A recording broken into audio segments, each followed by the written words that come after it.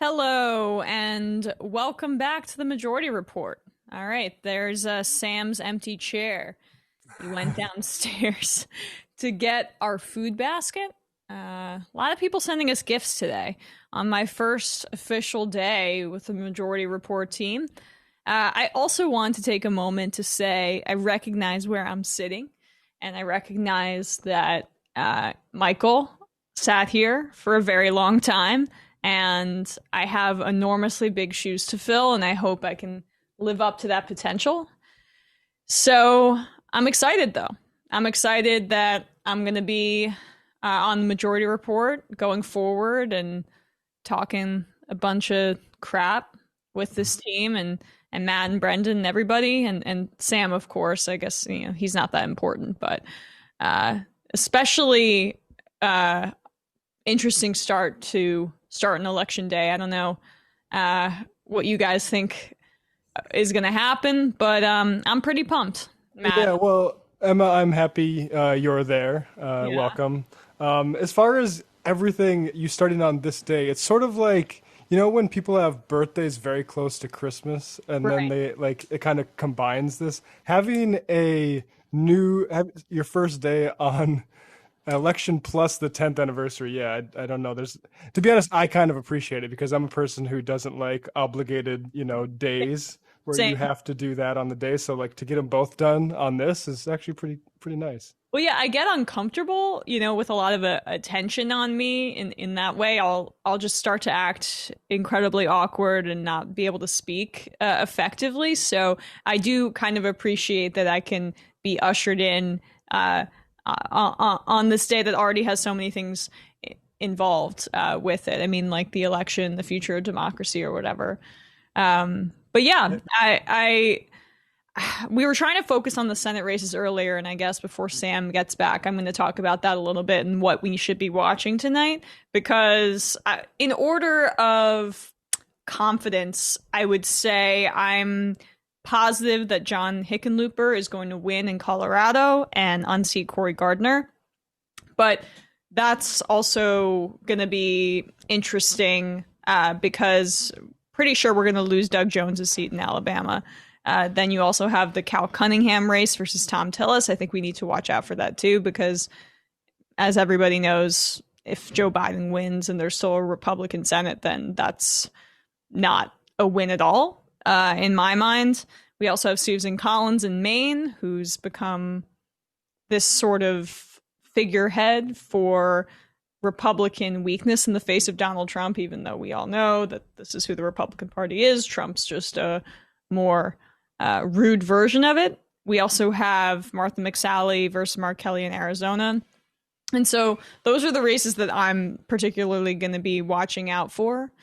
I don't know about you guys, but for the rest of them, I don't feel super confident. I know that the Lindsey Graham race is getting a lot of attention versus Jamie Harrison, but it kind of reminds me of the Beto O'Rourke race versus Ted Cruz, where a lot of people, lefties, Democrats, normie Democrats throughout the country, hate Ted Cruz and also now hate Lindsey Graham. So there's money that pours into that race and they break a lot of records. Beto O'Rourke raised a ton of money. Jamie Harrison's raised a ton of money. But I don't necessarily know if that translates into actual votes, especially because...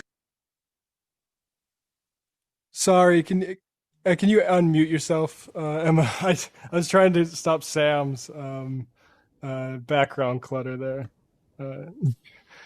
I think it muted both of them, right? Yeah, because they're on the same audio path. Yeah. Oh, sorry. Have Sam across the way there unmute his own mic if you can tell him to there, Emma.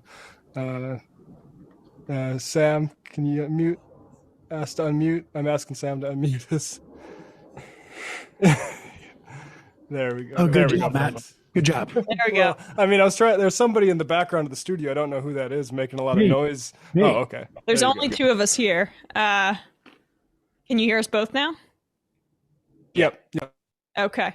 All right. Well, anyway, I don't know. I was talking about the Senate races, Sam, and I don't know if you feel confident at all about this Jamie Harrison, Lindsey Graham race, but I'm pretty sure Lindsey Graham is going to win re-election despite the enormous amount of money that's been poured into that race. I honestly believe that if you look at the polling when that race changed, it was a function of the Amy Coney Barrett hearings.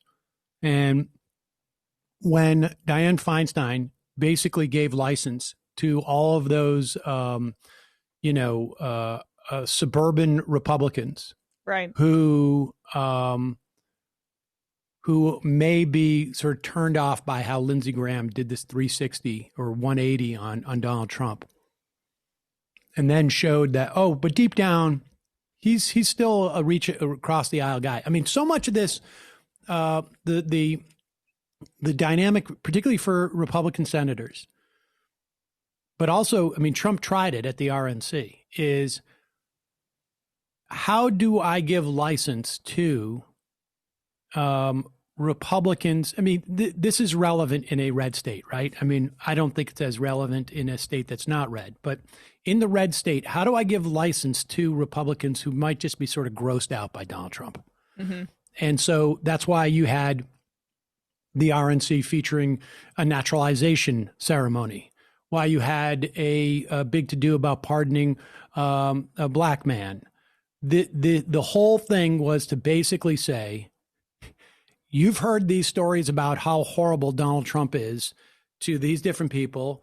It makes you feel like it's hard for you to say that you're not racist. Here is a moment where you have, so that you can tell yourself that you're not racist or you're not marginal figure, and that gives you license. When Dianne Feinstein said to Lindsey Graham, "Thank you," was effusive, went over the top, said that the professionalism of these, one of the best hearings I've ever had, the best, yeah. How do you make a narrative that this guy is out of the Republican mainstream, which is where you were going with Lindsey Graham, and I mean, it's forget about whether they're what the Republican mainstream means. I mean, this is all they needed was a license. And Dianne Feinstein gave South Carolina voters a license. Yeah, and that was here you go. It's okay for you to vote for him. He's not a freak show. So yeah. Anyway, I think that's going to be. I think that brings up a significant conversation about allocation of resources, fundraising. What matters, what doesn't, what makes national headlines, in terms of how these races are covered. If you get a lot of money, it doesn't necessarily translate. I think a lot more focus needs to be drawn to how that money is fundraising, where it's from, because this is going to be the second time in a row, second high-profile Senate race in a row, most likely, with Beto O'Rourke being the other one with Ted Cruz, where it's going to fall flat, even though the whole National Party apparatus and the fundraising arm was drawn to that race.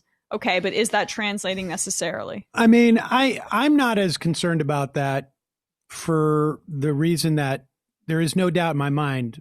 I don't know if you get a dollar for dollar value out of it, but the money that was spent with Beto O'Rourke is going to put Texas in play. I mean, if I had to bet, I think it's going to be one of those things where, Biden loses by a couple of points, but it still pulls us a little bit closer, and you're going to get some congressional seats out of Texas, I think, and getting closer and closer to get. I mean, it's a long-term investment, right? But it's not that long. It's more of a midterm investment, as opposed to let's say Amy McGrath in Kentucky, where that is just a sinkhole. That is, you're just pouring money down. You're just burning money. And I think that's, I see what you're saying there. And there's nothing to be built there with her. Like, if you were to pour that same money into Booker's campaign, Charles Booker, right? Then I think you're actually sort of like, you're potentially building something. I don't know, I don't know how well it would do, but you're building something that could grow into a movement. You're mobilizing a voting bloc maybe that hasn't been that isn't mobilized. With McGrath, you're just trying to get wayward Republicans to join you for a cycle. Yeah, but I don't think Jamie Harrison's necessarily building much there in South Carolina either. It's like a Democratic Party kind of. I think you might be right about that. Although, like the Ossoff race, right? There was a ton of money poured into Ossoff's congressional race. Broke records. Records. But now we're seeing two candidates who I don't know how they'll do in Georgia, but you really get the feeling that Georgia is going to be, where in a cycle or two, it's going to be sort of like blue and it's going to be like a North Carolina. I mean, right now it's like a North Carolina. Right. I muted myself. Sorry about that. And right now it's like well, your mute doesn't matter. I don't. Oh, it doesn't? No. Oh, so I'm like sipping out of this coffee and slurping away, and it wasn't picking up. Okay. All right. Great. Yeah. Don't worry about that. We're in the casual area now. Any moment. Speaking of casual, I have a salad downstairs, so I'm going to. Oh, okay. All right. Yeah. Go grab the salad. Janine Garofalo is going to call in any moment right now, and she will be joining us. That food basket was not there. The food basket was not there. It was just more booze. Interesting. It's getting more and more booze. So at one point we're going to have to order a pizza, but it is now going in. Oh, look at that. Can you imagine? So punctual, ladies and gentlemen. Hello. Oh my. Hello. Hello. Samuel, it's Kathy. Happy anniversary. Happy anniversary. It's happy anniversary. It's me. It's Kathy. Oh my gosh. Is this Catherine Harris?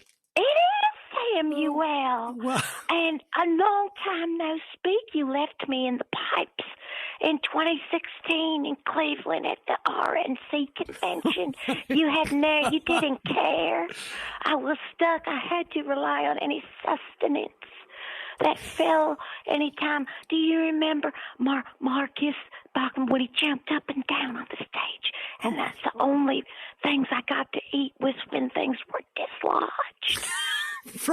From Marcus Bachman. Now hold on, let me catch everybody up here. Because with all due respect, Catherine Harris, you have not been in the news for quite some time. Well, with all due respect to you, Samuel, I've been very busy. I have been to the White House many times to meet Mr. the Grand Wizard. The President, praise him, white power, Mr. Trump. I have seen, but every time I go, they make me put a bag over my head. You put a bag. Well, we should just remind people that you were the Senator. You were the Secretary of State of Florida, that who was also the co-chair person of the George Bush campaign in 2000. Where coincidentally, I helped God's plan along. Thank you to me and Nicole Wallace, who seems to be Rachel's best friend on the MSNBC. Nicole Wallace helped to stop the recount, and the late Antonin Scalia, praise him, white power, stopped the recount for good and all to help God's plan. God's got this, y'all. Just like the COVID. Have you put your sign on the lawn that said, God's got this, y'all? Because apparently he has the COVID. God has COVID. Well, you've seen the signs. God's got this, y'all. I mean, I haven't seen those signs. But we should say that the last time that we spoke, you were stuck in the ventilation pipes at the RNC. I think it was in Cleveland, and it's in Cleveland. It's the home of rock and roll and Michael Simon's restaurant in Cleveland. And I was stuck in the pipes, and I called you multiple times, and I blew on a kazoo, and you didn't care. You didn't care. No, I did care. I did, of course. And you know who got me out? Joseph the plumber. So every night at 7 p.m., I bang a cowbell out the window and I say, "Thank you, plumbers. Thank you, plumbers." Well, that I had forgotten about Joseph the plumber, to be honest with you, and that is very sweet that you. Thank you, plumbers. I wish I had my cowbell. I didn't. I've misplaced my cowbell at the moment. It's not 7 o'clock yet. At 7 o'clock, you ring your cowbell. No, I hit my cowbell out the window and sometimes a pot or a pan, and I say, "Thank you, plumbers," because they're the real heroes. Well, I mean, plumbers are I mean, they're important figures, but Joseph the plumber, he hasn't been around in 8 years. So that's what you know. Just because you don't hang around with these people doesn't mean they haven't been around. I mean, come on. Well, all right. Well, then why don't you tell us what you've been doing, Senator Catherine? They're still working to subvert democracy. Praise him, white power. Okay. Well, so what have you been doing since? I mean, how did you get out of the ventilation system? Well, I told Joseph the plumber got me out. I kept banging SOS with my kazoo, SOS. And then finally, Joseph the plumber heard the rattling in the pipes, and he understood the type of language, the SOS, SOS, and he went searching through all the pipes, dismantled it. Of course, he put them back together wrong. He's not a good plumber, Samuel. Right. No. But he's salt of the earth. He's of the people, goes to Dunkin' Donuts, not Starbucks like you limousine liberal. I love Dunkin' Donuts. That's what you say. Well, I grew up in Massachusetts. I mean, that was the only... I know. Worcester, Mass. Worcester, Worcester. Well, now, wait a second. So Joe the plumber got you out of the ventilation system. Yes. And you... And then I've been following Mr. the President Trump all around and seeing how I can help, how I can be of service. Because it's been 20 years, but I haven't lost any of my talent for shenanigans. And the Supreme Court's full of little Antonin Scalias. So it'll be easy peasy. So, but like I said, and there's lots of photos with me with the president, praise him, white power, and except that I have a bag over my head, so I have to draw arrows that say that's me, it's Kathy.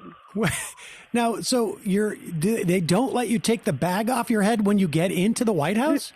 I don't know what it is. There's something about my face that is offensive to the president's sensibilities, but either way, somebody, I really can't see who because I'm blindfolded first, and then a bag is put over my head, and there's writing on it. I mean, I can only see it backwards. It says to fill ton odd, which I think means do not lift. From the other side, if you're reading it from the other side. Right. And Kellyanne Conway, though, how come she doesn't have to have a bag? I mean, come on, I don't mean to be petty, but I mean, you've seen it. Well, but I my sense is that you had to wear a bag was because they didn't want you to be seen as coming into the White House, not. Well, that's what I'd like to think. That's how I'd like to see it, but I think I've heard some mean-spirited gossip. And you know what? Well, then will I ask you this? Doesn't help is the Sephoras are getting boarded up. They keep boarding up the Sephoras. I'm forced to use Wet n Wild's CVS makeup, Samuel. I'm forced to go to the CVS for my makeup. And by the way, have your extra care card ready. Just have it ready. But wait a second. Now, so why would you continue to go to the White House if they treat you in this manner? Well, it's out of love. It's out of love. You only bag the ones you love. No, that's not true. You don't put bags over the heads of people that you love, and you certainly don't exclusively put bags Well, over no, the there's people. other bags too. Anyone over 30, for the most part, if you are female. Actually, they would prefer anyone over 22. But there were some complaints that any female over 30 or who is not the right height weight ratio has to wear a bag or a full bag or some such thing like that. Well, now, I can't. What, Sammy? I don't want to get bogged down in the minutiae. I just called to say happy anniversary. Happy Anna. We've been friends for so long. It's true. I think I think the first time that we spoke on the phone was probably 15 years ago. It predates this iteration of the show. I know. It's 2 anniversaries. The anniversary of God's Plan in Motion, thanks to me, and also that Nicole Wallace, who for some reason is allowed on MSNBC. Well, I mean, there's a lot. Rachel to be Maddow. fair, there's a lot of Why is Republicans. Rachel Maddow always so surprised?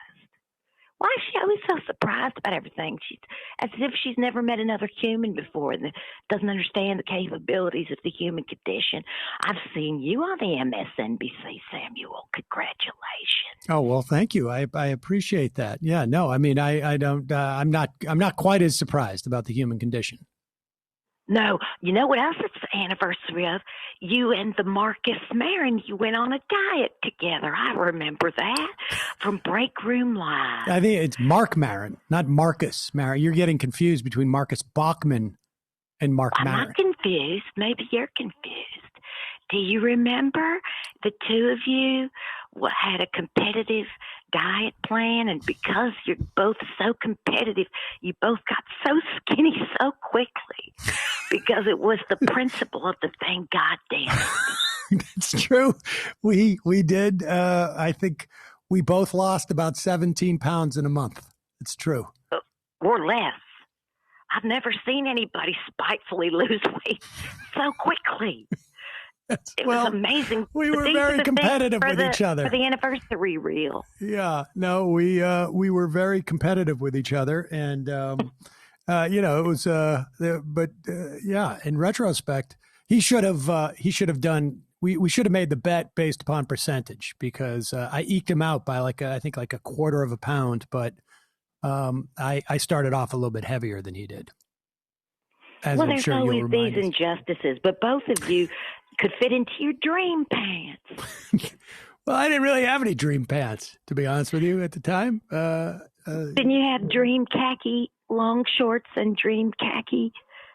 You only have about 4 pairs of pants. Is that correct? Actually, no, Catherine Harris. That you'd be glad to know that I've purchased a whole new set of pants. Is that true? You've yes. got new pants? I don't even wear any Carhartts anymore. It's mostly corduroys. Oh my God, Samuel, if one 10, pair of corduroy, 12, 15 years ago anyone had told me you'd have more than 4 pairs of canvas pants, I'd have said, you're out of your cotton picking mind. I know Samuel Seder, and I know he would never have more than 4 pairs of pants that he would wear every single day. Well, I don't necessarily have more than 4 pairs of pants. I've just switched the type of pant that I wear. Oh, what happened to the old pants? As a single man, I had to stop wearing belt loops around for no apparent reason. Oh, I mean, excuse me, hammer loop pants. Carpenter pants. Didn't make as much sense when you're out and about on the town, you know. Well, you can put your Viagra and things in the loop. That's true. Yeah, a lot of pockets for all sorts of Viagra, all sorts of my heart medication. Your antidepressants, any of the pharmaceuticals that as we age we need, but don't take whatever it is if you're allergic to whatever it is. And if I could go back in time, I wish I could have named my children Trulicity and Abreva. Right. Trulicity and Abreva. Those are very nice names. Lovely names for children. Lovely. That would be a beautiful name for your kids, of course. Yes. And your kids, how do your kids do, your Jewish children? My children are doing well. Thank you. Are they still Jewish? My kids are still Jewish. Yeah. Oh, that's too bad. Well, why do you say that? I mean, that's what? What were you hoping that would have happened? Well, that they would be saved, so that they don't burn in hell eternally, like you are going to. Well, I mean, there's still You're going to be doing this podcast eternally. Do you know that? That's what's going to happen. You're going to be podcasting from hell. And you know the weird thing about podcasting? Everyone has one. It's not a civic obligation. I don't understand. It's not like jury duty. But everybody has one. I don't have one, but if I did, I think I'd call it Split the Diff. Split the Diff? Split the Diff, and I'd interview the gentleman who invented the Untuck It shirts. Yeah. The garment, it's neither long nor short.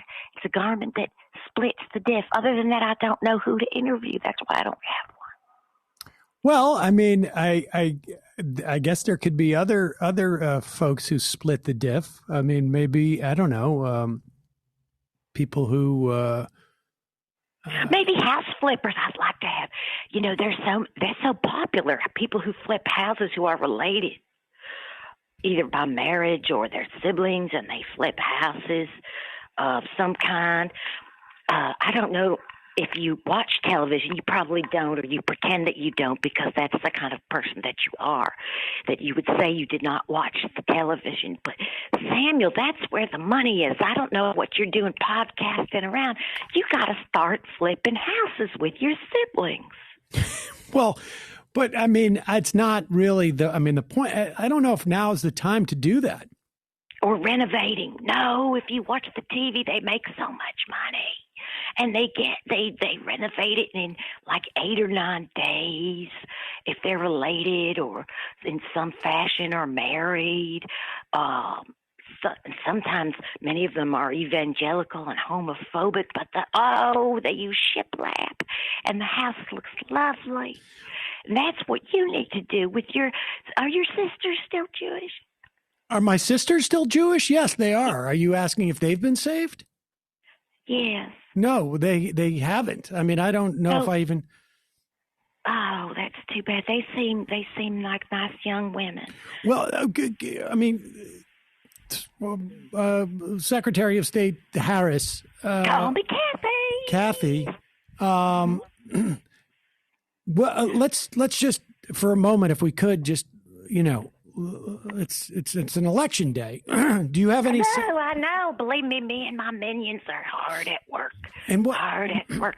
Well, I mean, okay. So about that, like, do you have a sense? I mean, Florida was a state that you obviously were intimately knowledgeable about. Intimately involved with. Yes, I was. Don't worry, I still have all my shenanigan hands in the pies. Don't worry, everybody's doing their uppermost, their most upper in the Republican Party to subvert the course of democracy and make sure God's plans, praise Him, white power, gets going and moving in 4 more years. And you know those dum-dums those people in the complainers in the field? Remember those people in the field that got stuck last week or so ago at the rally? The people in the field? Remember they had to walk for hours. They went to. Oh, you mean there was multiple instances where Trump supporters were essentially stranded because they didn't send the bus? They're such complainers. What do you want? Big government getting between you and transportation? Come on now. Well, but it has nothing to do with big government. They didn't call the buses. Right, because you don't want all that what is this, a nanny state? Well, you have to be coddled. You have to be collected and conveyed in a vehicle. Come on. Well, a nanny state? No, there was private. There were private buses, but they didn't show up because the Trump campaign wasn't paying them. That's right. You don't. Do I have to say it again? You want big government getting between you and your ability to walk for hours. But that's not. No, you don't. What? That big government. There's no people. People could have walked. I can't believe they were complaining against the president, praise him, white power. You know what? What brought you to the field was God's plans. God's got this, y'all. Not just the COVID, but your transportation. If you just believe, they could have been spirited. They could have been spirited? Spirited to warmth or whatever they needed, but they should have used those bootstraps. Bootstraps time, personal responsibility. You got yourself to the field, get yourself out of the field. Bunch of complainers. Donald doesn't like it. The president doesn't like it. Praising white power. Now wait a second. So you're blaming the Trump supporters for being stranded by themselves. I mean, I'm not sure I subscribe. It's not stranded. It's an opportunity. There is wherever a problem, then there is a door, an opportunity, an opportunidor. I just coined that, or is that Guy Fieri? I don't know. But either way, Samuel, I can't talk much longer because I'm dubbing a Spanish film. Oh, okay. You're what? Wait, I'm sorry. You're what? You're dubbing a Spanish film? I'm dubbing a Spanish film today. Didn't I tell you when we were textually communicating? Last Saturday. Yeah. Well, I didn't realize you were a voice person. Oh, with this voice, how could I not be a voiceover artist? Listen to me. Couldn't you just listen to me all day? You know, I'll just read the phone book. We could do that if I had more time. Do they still have phone books? I don't know. I really don't know. Well, people like Laurence Olivier, people could listen to me talk all day. You should hear me sing. Happy anniversary, happy anniversary, Sam. 20 years, 10 years. It's 10 years. What? It's 10 years, but thank you. No, 20 years since the shenanigan. Oh, 20 years. That's right. I guess it's 20 years since you really. Remember, we bumped into each other oddly during the Bush v. Gore thing. Do you remember? Accidentally, we saw each other and accidentally drank a lot of vodka. Do you remember that? that was. Yeah, I do actually remember that. That was a very odd time. Listen, so Senator Catherine Harris, not Senator. Call me Kathy and Senator. Oh, Sam, oh my God, Alexa. Gosh damn it, I have the new smart home technology, and I told Alexa to tell Roomba to tell the oven to fix the garage door, and that she didn't do it. My smart home technology is not working. What? Alexa, tell Roomba to tell the oven to fix the garage door, damn you. Sorry, pardon me, I don't like that kind of talk, Samuel. But I'm telling you, this smart home technology, you can't believe what the refrigerator door did. I can only imagine.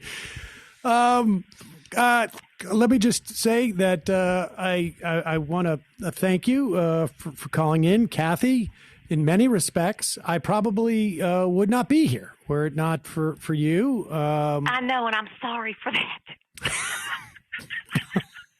Well, yes. I mean, I stopped blaming you some time ago, but it every now and then it comes up. I mean, you could be directing Gary Busey or Nicholas Nolte or James Woods or John Voight or some other very insane person do something. You could be directing them on the Comedy Central. Yeah, it's true. It's true. I could have been doing, I could have had the next right-wing lunatic. I could have been doing that. But your work in the 2000 election ultimately placed me here. So, but I do thank you for the opportunity. I don't know what I would have done if I had to keep directing Gary Busey. That probably would have driven me mad. Well, you probably would have ultimately wound up doing something much more lucrative. Well, it's very possible, but I wouldn't have all the glory that I have now. So, but I must say, Samuel, in all seriousness, the work you have done and how much you mean to so many people, in all seriousness, is really cannot be calculated because you are so very important. I actually am getting choked up to so many people. Honestly, and for years they rely upon you, and you have been working very hard and sacrificing a great deal to do what you do and to do it as well as you do. And I think a lot of people would miss you terribly if you were not here in their lives, because you are a figure of inspiration and information to them. And they every day look forward to hearing you. Well, so in that sense, I'm not sorry that I got you started on that, but I do apologize to your ex-wife.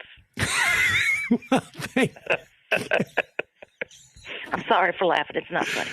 Thank you, Kathy. I appreciate that very much. This has been a huge treat for me. Thank you so much for calling. Thank you. I love you and Peaches. Peaches. Thank you. Peaches. Goodbye, Samuel. Bye. Goodbye. Goodbye. Goodbye. Goodbye. All right. Oh boy. Wow.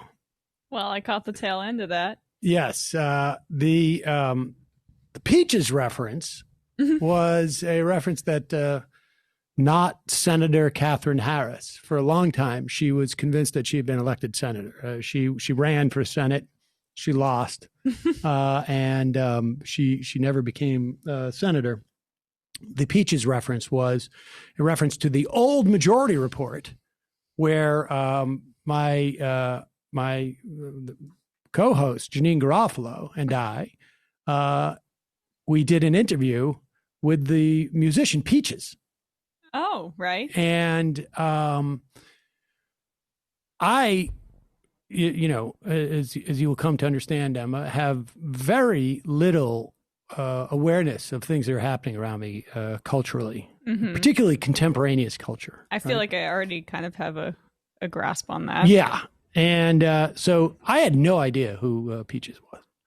And Janine, she was not she didn't like feel terribly comfortable with the sort of the overt sexuality of Peaches. And so I came off like somebody's really old uncle interviewing her, and Janine was reticent. And we pre-recorded the interview, and it was like 45 minutes long. It was like literally like 3 segments for national radio. And I would read the old Majority Report blog at the time, which was very active. And during it, people were writing stuff like, "This is the worst interview I have ever heard." Like literally, like, this is the worst interview I have ever heard. And so we're so embarrassed because we both knew it was the worst interview. We pulled it midair. Like, we came on live and just said, "Hey folks, we're going to stop the interview because we know we did a bad job." And the way we would sort of promo that first Majority Report in those first months that we were on air, because neither one of us had any background in radio or foreground. We had no ground. Well, we would promo it as college radio meets college radio. And that was basically what it sounded like. And we pulled that down, and, we felt horrible. And I think we sent her a message somehow, we apologized. It's a singular woman or a group? Peaches. It was a woman. Teaches of Peaches? No, just Peaches. No, but that's the song or the album. That was her big album. Oh, Teaches of Peaches. Okay. And but then, as an homage to the blog, we would end every show by saying Peaches. It's like a goodbye to the blog. Nobody knew what we were talking about, but now everybody knows. But I should say also, and I say this almost every time that I have her on, but for the youngins, Janine Garofalo, what she did, the era in which she did it too, she was one of the only people who were literally allowed to go on television or any mass media to speak out against our invasion of Iraq. in the lead up to it in particular, but afterwards as well. No one else was allowed to go on television. She was recruited by a group called Win Without War, who were trying to promote the idea that we should not invade a country while there are weapon inspectors on the ground looking for weapons of mass destruction. And they had to recruit her because they could not get anyone else on television. And so she was brought on these shows almost expressly for the reason to say, who are you? You're just an actress. Who cares about your opinion? It was a very, very incredibly difficult situation for her to be in because she knew she was the only person. I mean, the only other person I think was like Mike Farrell. Yeah. But there were no commentators. There was they wouldn't allow on professors. Like they would bring her in and she would debate, someone from the Brookings Institute who had was a supposed scholar of Middle East studies or something. They would not allow anybody on so it's a completely different environment now, but she was viciously attacked by all quarters because of her anti-war stance, and was completely right. I mean, they would bring her on Fox because they love to attack women, but she would go on and she would make an effort to sort of like, and she was very well spoken, and she went on and try and dress like a suburban, and there was never any sort of like apology, or there was never, I mean, I'm talking like, even like, the South Park guys, mocked her in their movie for being, well, they're pretty libertarian. Yes. Yes. But even like folks like that, right, who were, so, I don't know, so glib. And frankly, she was out there protesting against a war that ended up killing hundreds of thousands of innocent civilians, and dispossessing, millions more. So, she, in my mind, remains a really one of the few heroes that I feel like I've ever personally known. Just in terms of what she was willing to sacrifice and do for that cause. I mean, there's no YouTube at that time. There's no social media. There's only very, very hostile cable television. There was no centrist even, like, it was all sort of like center right wing television and radio. There was just nowhere. And, you had the Nation magazine and Democracy Now! And that was it. Yeah. Really impressive what she had done. And that's Catherine Harris, not so great. I mean, oversaw the theft of the 2000 election. Yeah. So that was, but I'd like to bring on another person. Do we have her? Is she here? Do we have her?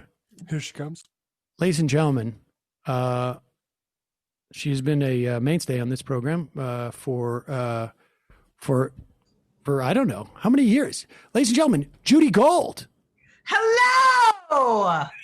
Wait, is this working, or should I use my headset thing? I think that's working. I don't know. We can hear you. Look at that. Sounds great. Look at this. We get a view into your. Oh, this is my new year. Oh, it's a fucking mess. I can't take it. I'm putting on a. Wait, I'm gonna do a whatchamacallit, virtual background. All right, Judy. Let me introduce you to our newest member of the crew. Hey, Emma Judy. Vigland is here. Emma, what's up? I can't believe you got the job. I auditioned. Apparently, but I'm wishing you the greatest success. Why, thank you very much. Right. Some You're welcome. Are you enjoying? Yeah, I mean, look, it's baptized by fire, I keep saying. We got the election, we got the 12-ish hour broadcast. This is day one for her. We're doing a 12 Day hour. one. Are you fucking kidding me, Samuel? I know it. Was that inappropriate? We should have give her some type of. You gotta break her in, but I know how you are. You don't like to break them in. Yeah. Listen, what is gonna happen? Well, I don't know, Judy. You tell me. I cannot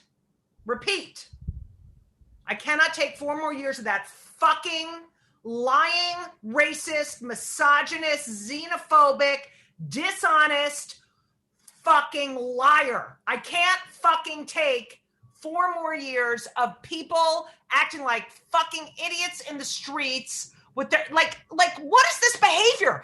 I don't understand these people with their fucking gun. Like, seriously, what he's and his rallies. What is that? What are those fuck? He is the worst. Let me tell you something. Yeah. Obama was hilarious. He definitely won the last comic standing of the rallies. He was very funny in the rallies. Yeah. Yeah. Now, Emma was doing a little coverage. You did a bunch of coverage of these rallies, didn't you, Emma, back in the day? Oh, You yeah. did not. Oh, yeah. I went to one a week for like a few months. My mental health was just in awesome shape. Right. Leading up to the midterms. So that's why I'm convinced Florida is going to go to Trump, because I went to a bunch in Florida. Okay, why are you so again, that was negative? Why are you? no, But come on. I'm jaded. More people have voted than ever before. And those people standing online are not fucking voting for that orange piece of fucking... Yeah, no, look, I think Biden's going to win. I just think Trump's going to win Florida. That is my take. Judy, haven't you been down? Didn't you just vacation in Florida or something? No. Why? Because I'm voter Jewish? rally? No, Voter it's for not vacation. I was in the Cape. I've been in the Cape the whole time. I came back to vote. As you can see, I voted. But I'm telling, his behavior, with Fauci, with the, let me see, I might wait, I'm looking to wait. He's such a fucking asshole. He's such a fucking lying scumbag.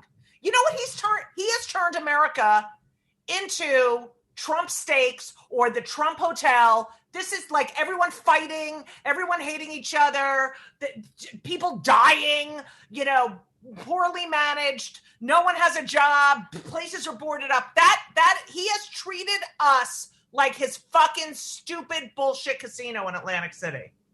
I mean, I think there is a consistency with his approach. I mean, we were just talking to Catherine Harris, and she brought up the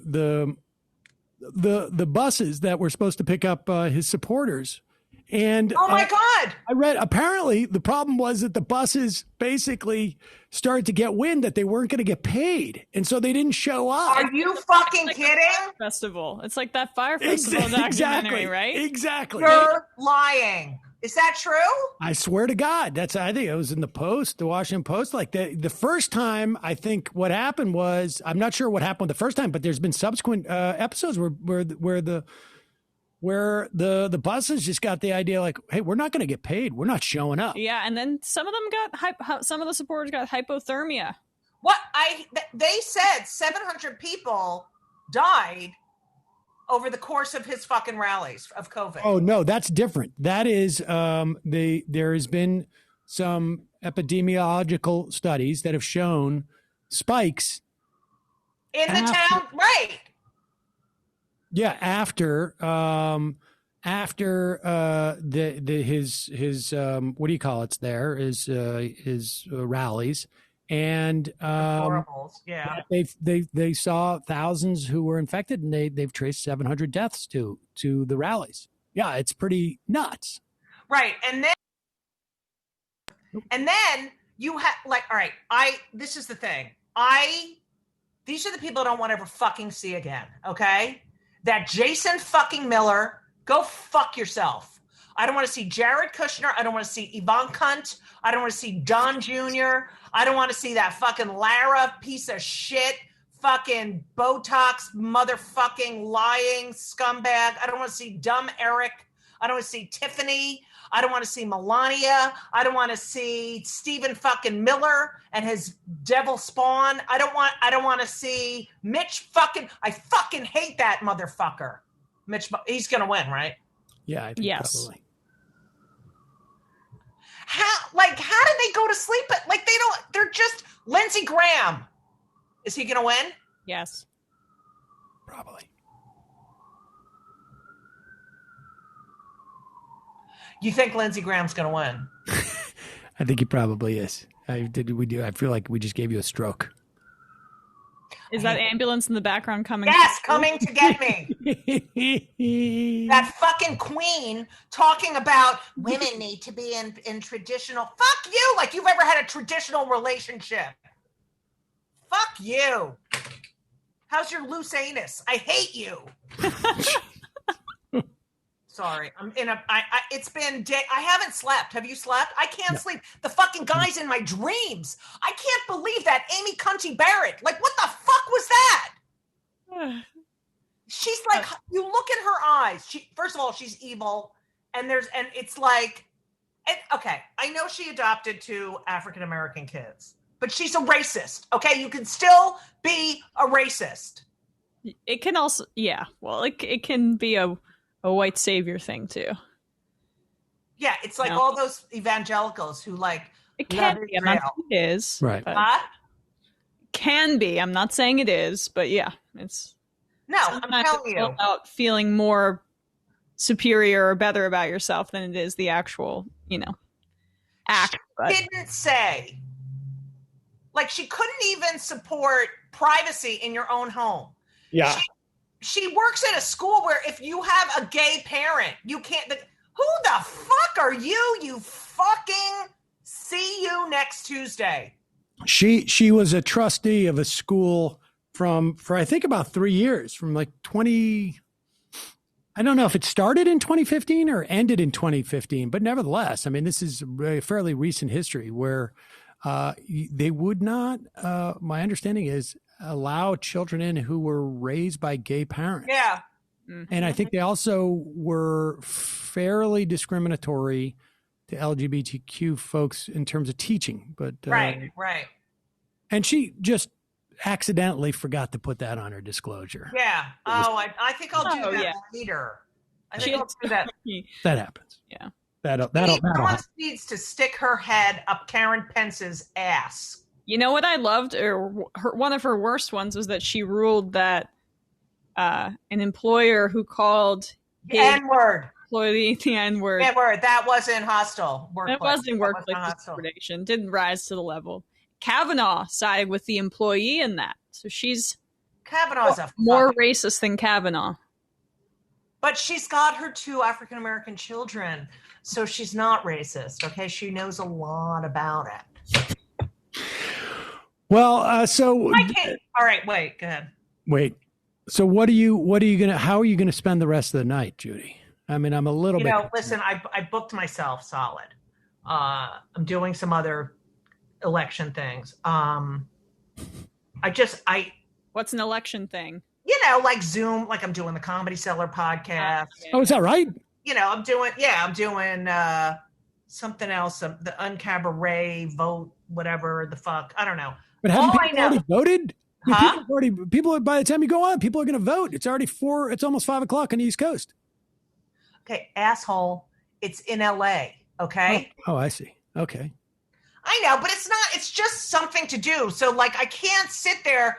First of all, if I have to look at another fucking map where they're like, well, if he wins that, and then he doesn't win that, let me show you this. Let me show you this on the map. Okay, let me press Florida. So if he wins Florida and he doesn't win there, then here's the road to 280. Here's the road to 310. Here's that. Shut up. You don't know anything.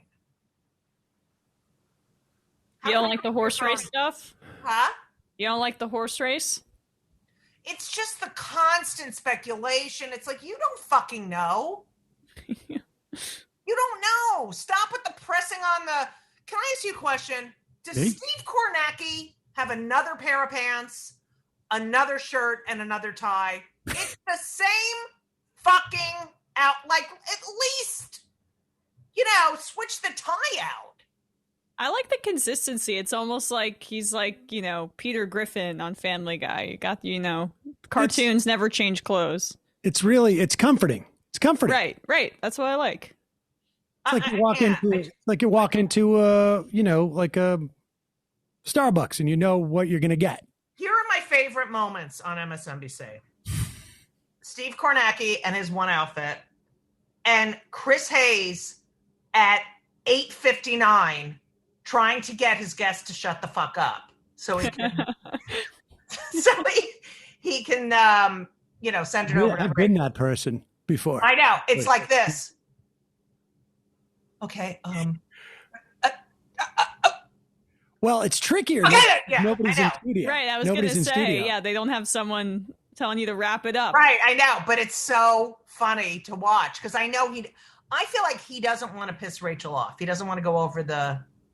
Well, you never want to do that to the other person because they've got a very tight 60 minutes and, you don't want the bump up against somebody. When are you going to get a tight 60? Huh? Well, I mean, we do the first 60 minutes of this show. I meant stand up, you asshole. Oh, never. I know. Listen. I had like a nice 12 at one point. You did?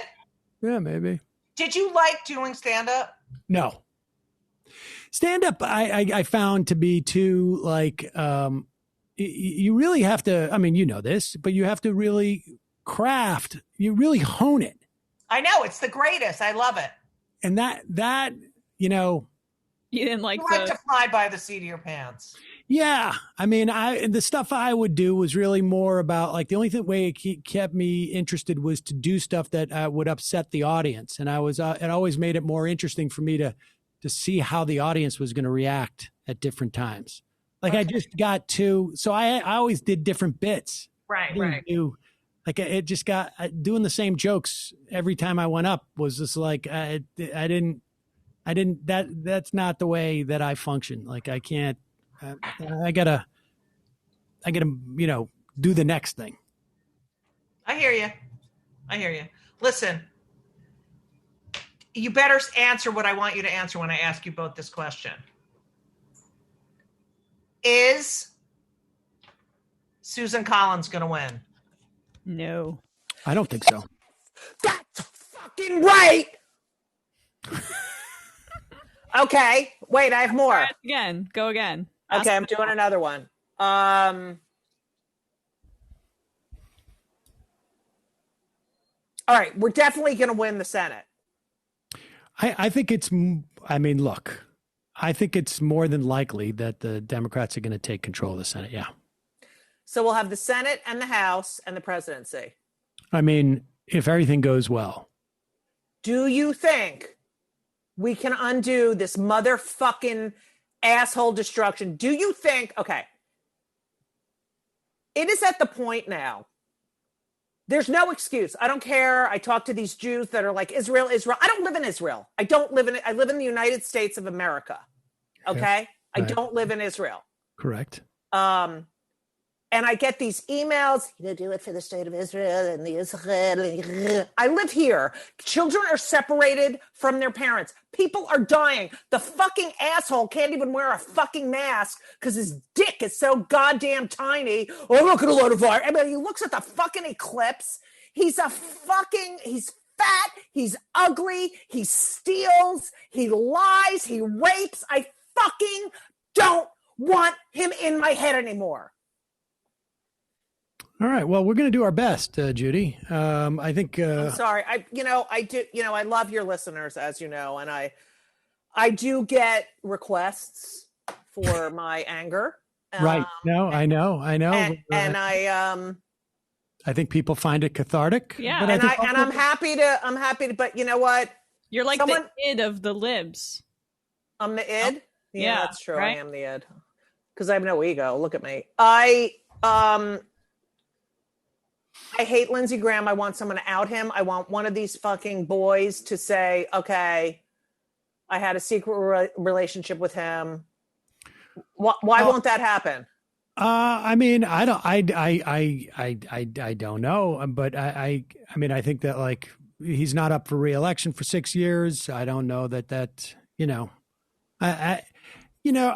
my feeling about outing people is really more about a function of like how anti-gay are they? That's exactly right. I'm an LGBTQ RSTU VW XYZ umlaut pi sign person, okay? And his policies and the fucking statements out of his mouth, he deserves to be outed. He deserves to fucking have to admit that he is a big queen, okay? And he takes it in the ass. Not that there's anything wrong with that, but I understand. Right. Yes. I mean, you. Oh, sorry. But the hypocrisy that Mitch McConnell laughing, that, you know, who the fuck are you? Well, Judy, I am. Wait, you didn't ask me what I dressed up as for Halloween. What did you dress up as for Halloween? Well, I had a black shirt on, and I was going to wear Why are you dressing up for Halloween? Your kids are completely grown. Listen, I had to do a thing with Randy Rainbow. Shut the goddamn hell up. Anyway, so I had purple leggings, black top, and then I had bandages on my top, and I was Mitch McConnell's hands. Oh, yes. Yeah. Nice. Right. Come on, it was good. People liked it. It is good. That's a great costume. His hands are gross. That made me think about that. I know. What is that? I don't know. It looks like a cadaver.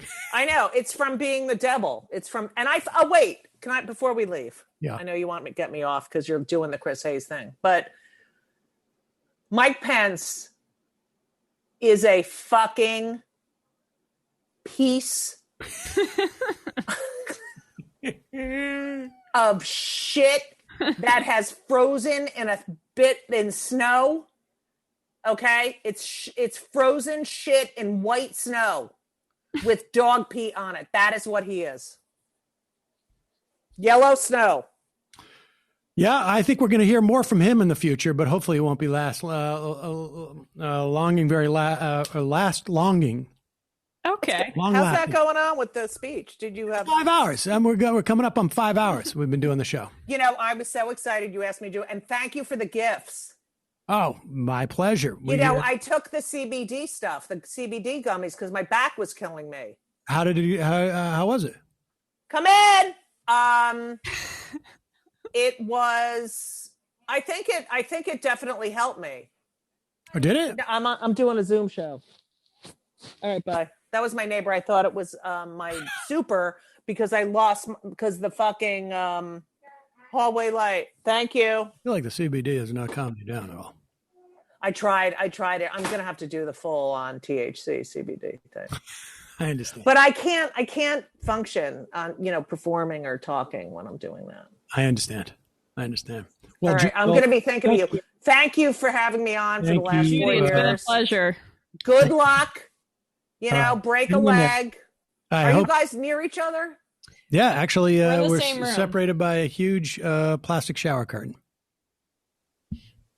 Really? Have you been disrobing at all, Sam? No. Like you did last time I was there? It's clear. Oh, all right. Well, you wouldn't be able to see it. Anyway, Judy, I love you guys. I love the majority. And you know what? Yeah. You have the best fans. You have the best listeners. I think that's true. That is true. They are fucking awesome. And when people come up to me after shows or write to me and say, I heard you on Majority Report, just like A+ people. So you do good, Sam. And I hope the kids are okay. And that you're getting laid on a regular basis. All right. Thank you very much, Judy Gold. There we go, ladies and gentlemen. What a legend. Yes. It's cathartic. Yes. There's a lot of catharsis with that. Right. I've known Judy now for 20 years, I guess. She tries to goad me into saying she doesn't mean to, but because she's so forceful, it makes me want to say things I shouldn't say. Sometimes she's a little bit off color. I don't know if people picked up on that. Oh, really? Well, hey, folks, just a reminder, today's show is sponsored by sunsetlakecbd.com. I think we may actually have Sam call in from Sunset Lake. Who may call in from there? Longtime fans of the show, and they are they're sponsoring the show, and today they are offering 2 new strains of hemp, the most potent hemp flower strain they've ever grown. Server, it's at it has an 18.9% CBD content, and they have taken a lot of care to preserve the aroma and the potency that makes the strain stand out. They also have a special on the sour special sauce, 16.6% CBD, one of the rarest flower strains on the market. It's got a very distinct aroma, has earthy tones, harkens back to the rich New England soil from which it came. So use the promo code VOTE25 for 25% off those strains. And of course, left is best, one word for all other products. Sunset Lake CBD, farm up outside of Burlington, bunch of burners, these guys. And their farm was providing dairy for Ben & Jerry's ice cream, still does. But they decided to diversify, grow in hemp. They're doing it with regenerative farming practices in conjunction with the University of Vermont. They have great business practices, $15 minimum wage, primarily owned. The company's primarily owned by employees, and their products are terrific. We've sent some to some of the guests on the show, and but they have tinctures in different potencies. They have gummy bears that are delicious, but also pretty potent, and smokables. Matt likes to mix. What do you like to do? Do you mix it in with your other smokables? Yeah, it stretches out whatever combustibles. You can add it to it. I put the cherry abacus smalls into my grinder alongside, whatever else I'm grinding up. And yeah, it's a nice additive. And for me, the tinctures are my go-to to get to bed. I can't wait to try these. Well, you know what? Honestly, it particularly over the COVID, and maybe that's been as long as actually they've been sponsoring the show, but I used to take way too much Ambien, not at one time, but wanted to get off it. And this has been a huge help for me. That's awesome. And the salve was very helpful for if you can believe it, my eczema. But I've given it to people for, back pain. I had a buddy who had shingles, and it apparently also get your shingles vaccination, but not you. But shingles sounds horrible, so horrible. But it helped him with his back pain, and so. The salve has got arnica and beeswax, and then, of course, there's the CBD-infused coffee. They have I think, a new Guatemalan roast, too. So people should check that out. SunsetLakeCBD.com. Vote 25 for 25% off of those 2 special strains, and left is best, one word, for all of the products to get 20% off. And we may have Sam on. I think his dad's dairy farm, I think, but we'll talk to them. Those guys are been really great, and our audience has really appreciated their product. So let's just talk briefly for what's going on right now. I mean, we have no polls that have closed at this point. I haven't heard any major problems in terms of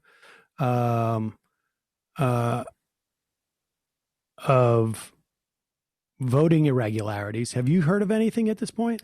No, but I'm looking, I haven't been scrolling through Twitter as much as maybe I should be to try to figure some of these things out, but it looks like on election day in Maricopa County, Arizona, which is or not one of the key, the key county basically in Arizona.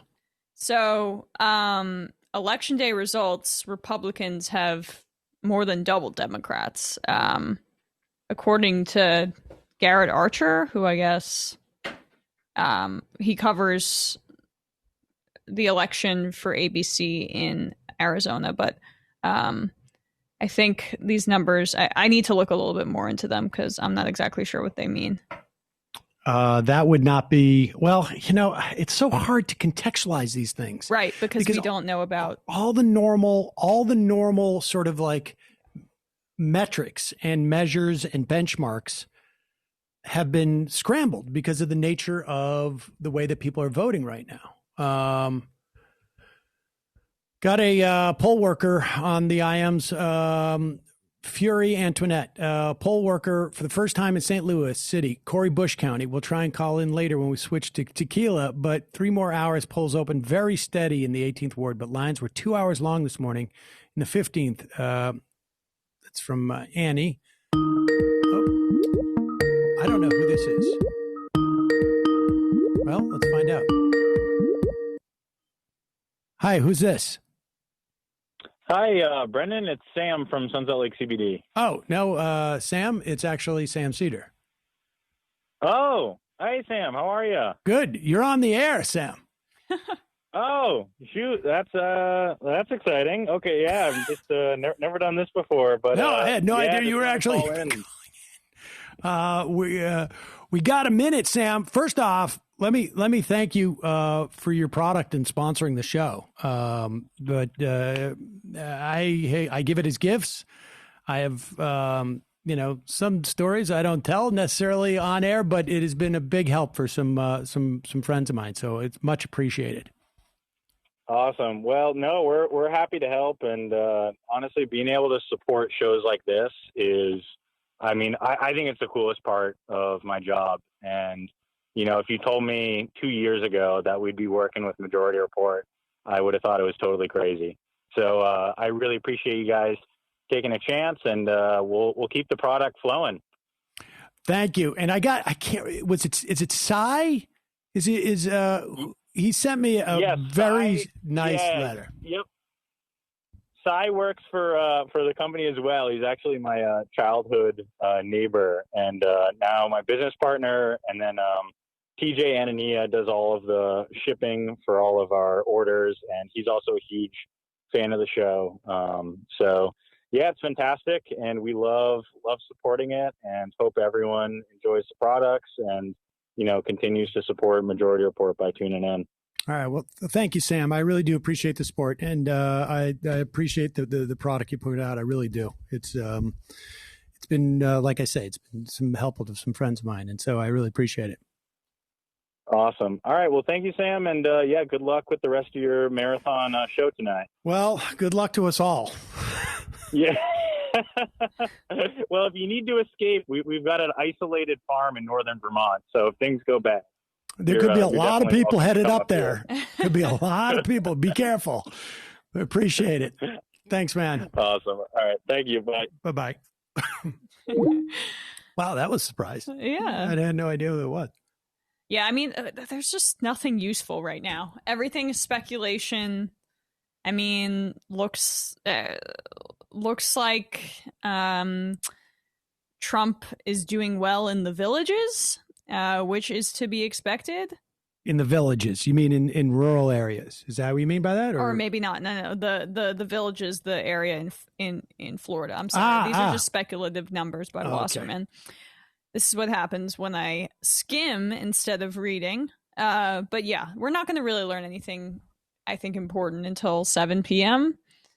And that's coincidentally likely when we're going to be starting to drink. So there you go. Okay, great. Well, let's have Jack Crosby come on. He is with the Discourse blog. He also happens to be one of the writers of the AM Quickie, which we do every morning. Did you even know about that? I do. Oh, I there you did go. from social media. Oh, there you go. But you don't listen to it? I mean, Jack! Sam, how we doing? I'm doing pretty good. How you doing? I'm doing all right. Yeah, we're hanging in there. This is my first event of the day, but you've been going since noon. We are now officially into hour 6. We're not even halfway through with today's broadcast. I'm just getting warmed up. Apparently, there is food outside the door. I don't know. Do you want to? We'll pop out there. I think there's a food basket. But so, Jack, so what are you doing? So we're doing a stream as well. We're not going to torture ourselves by doing 12 hours because that sounds terrible, and I'm not sure why you're doing it. But we're It's the 10-year anniversary of the show. Oh, okay. Well, that's a good reason to also inflict pain on yourself, I guess. This the classic. You do 1 hour and 15 minutes for every year that you've done. Yeah, I've heard many people saying that. That's the tradition. Traditional celebration podcast. Yeah. So we're doing our. I guess it's not inaugural, but we're gonna live stream from 7 p.m. to whenever this thing is over. I guess tentative. And so you're going to be time of days or weeks of it could be a while. We're gonna take the show on the road, be streaming from our phones outside the White House. We'll be out there. We've got some good guests. I think it's gonna be fun. We're at Twitch. We're gonna be streaming on Twitch, so it's Twitch TV/Discourse blog. There you go, Twitch TV/Discourse blog. Who's going to be on with you? We got a good guest list. I think first up we're gonna have Sarah Nelson on, who's she's great. She's flight attendant really great. Union. Mm-hmm. Many ways responsible for the ending of the government shutdown. I think was when the flight attendants basically said we're about to walk off. That all of a sudden magically the lights got turned back on. Yeah, she's kind of in the past couple of years been this sort of like dark horse in the ACLU, just like really throwing weight around. And her politics are great, and we're really excited to chat with her and see how that goes. And then we got a usual rogues gallery of the media people. We've got Asita Nwanevu from the New Republic, Dave Weigel from the Post, Rhiannon Hammond from the Supreme Court 4-5 podcast, or 5-4 podcast, excuse me. Chris Hooks from Texas Monthly. That was an unfortunate name for that podcast. The unfortunate 6-3 podcast, or hopefully, who knows, like 23-6 eventually. Maybe we'll see. Yeah, sky's the limit. And then some other miscreants. Kim Kelly, who's our sort of Philadelphia anarchy correspondent, and some of the boys from Chapo. So should be a fun night.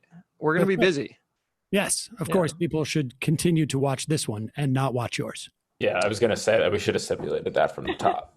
Yeah, I mean you can, but it's recorded, right? I mean, picture us if you're watching cable news, like you're not going to watch CNN the entire night. Not saying that you're CNN, Sam. I wouldn't. Well, I wouldn't put you in. I wouldn't put you in that slot. But I don't think CNN has a soundboard. Do you, Jack?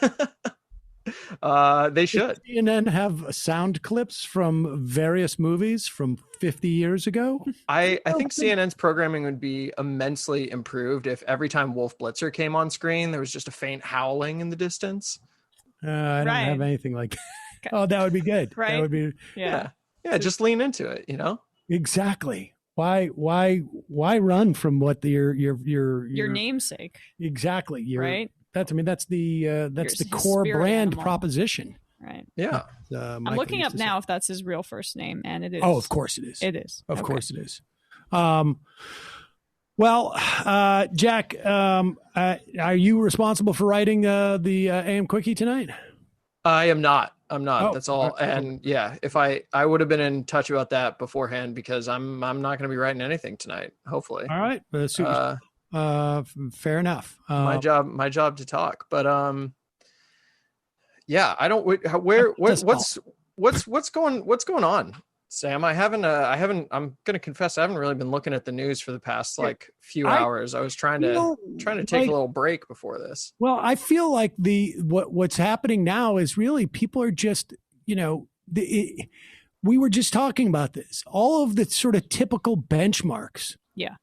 That we tend to use for this stuff really is irrelevant because things are so different right now. You know what I mean? Like, assessing, what it means that there are, double the Republicans in line in Maricopa County doesn't mean literally, I think that's what we just heard. Doesn't mean what it would in any other year because we just don't know how many people voted, by mail and this and that. So all of the sort of like, all of the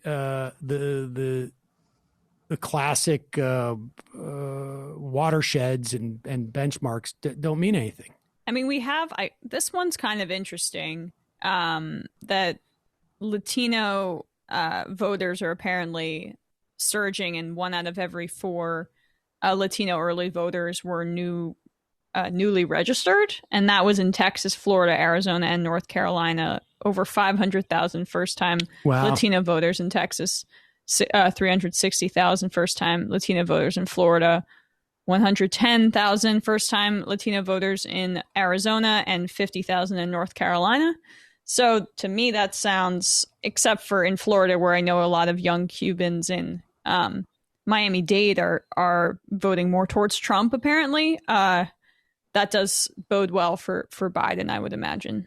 That's the most heartening thing I've heard so far, because the most worried I got this week, I think, was or last week was when that Bloomberg story came out, which, there's usually one every cycle, but where they were saying that people on the ground in Arizona and Florida, Pennsylvania, were seeing like real kind of distressing things from Black and Latino turnout. Very low turnout. And I mean, to me though, that one, the campaign was tailored toward white suburbanites. So that's really what's going to determine most of, I feel like, a lot of these outcomes. But that is encouraging, I guess, because the initial Bloomberg story was troubling. I mean, I don't know. I feel like now every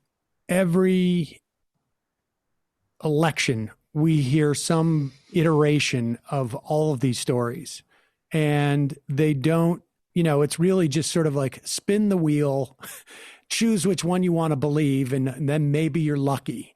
I mean, I think like this is one of those situations where it's like, early in a news story and everybody's looking for tea leaves and can't see it.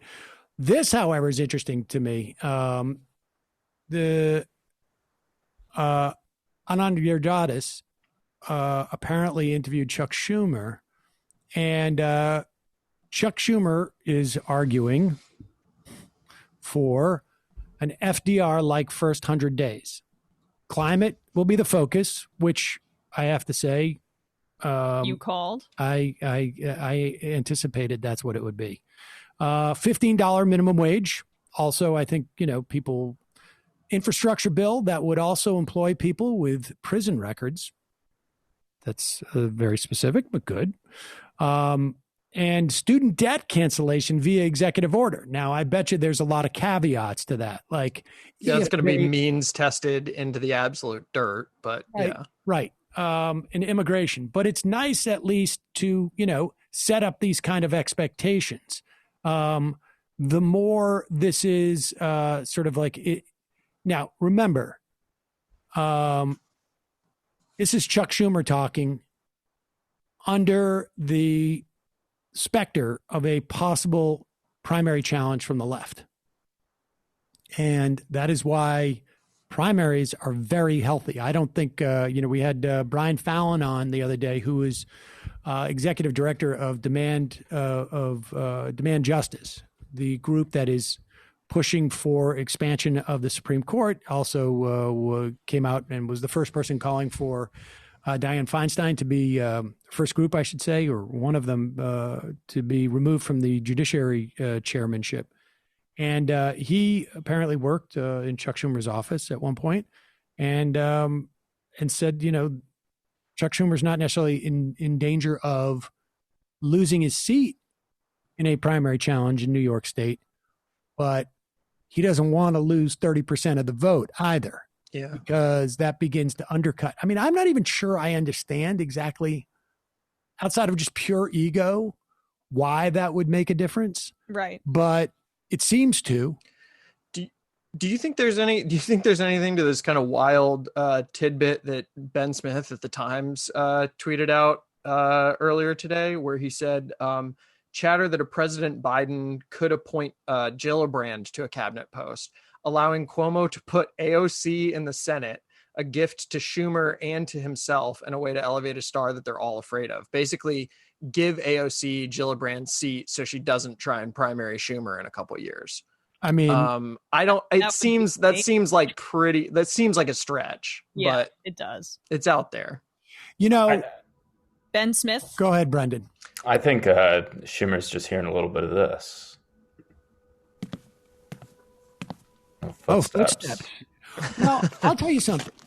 How'd you do that, Brendan? Hand on deck. Magic. Biden has always used this tactic. It's sort of like a pretty ham-fisted tactic, right? Where he floated in 2016 that if he ran, he would have Elizabeth Warren as his VP.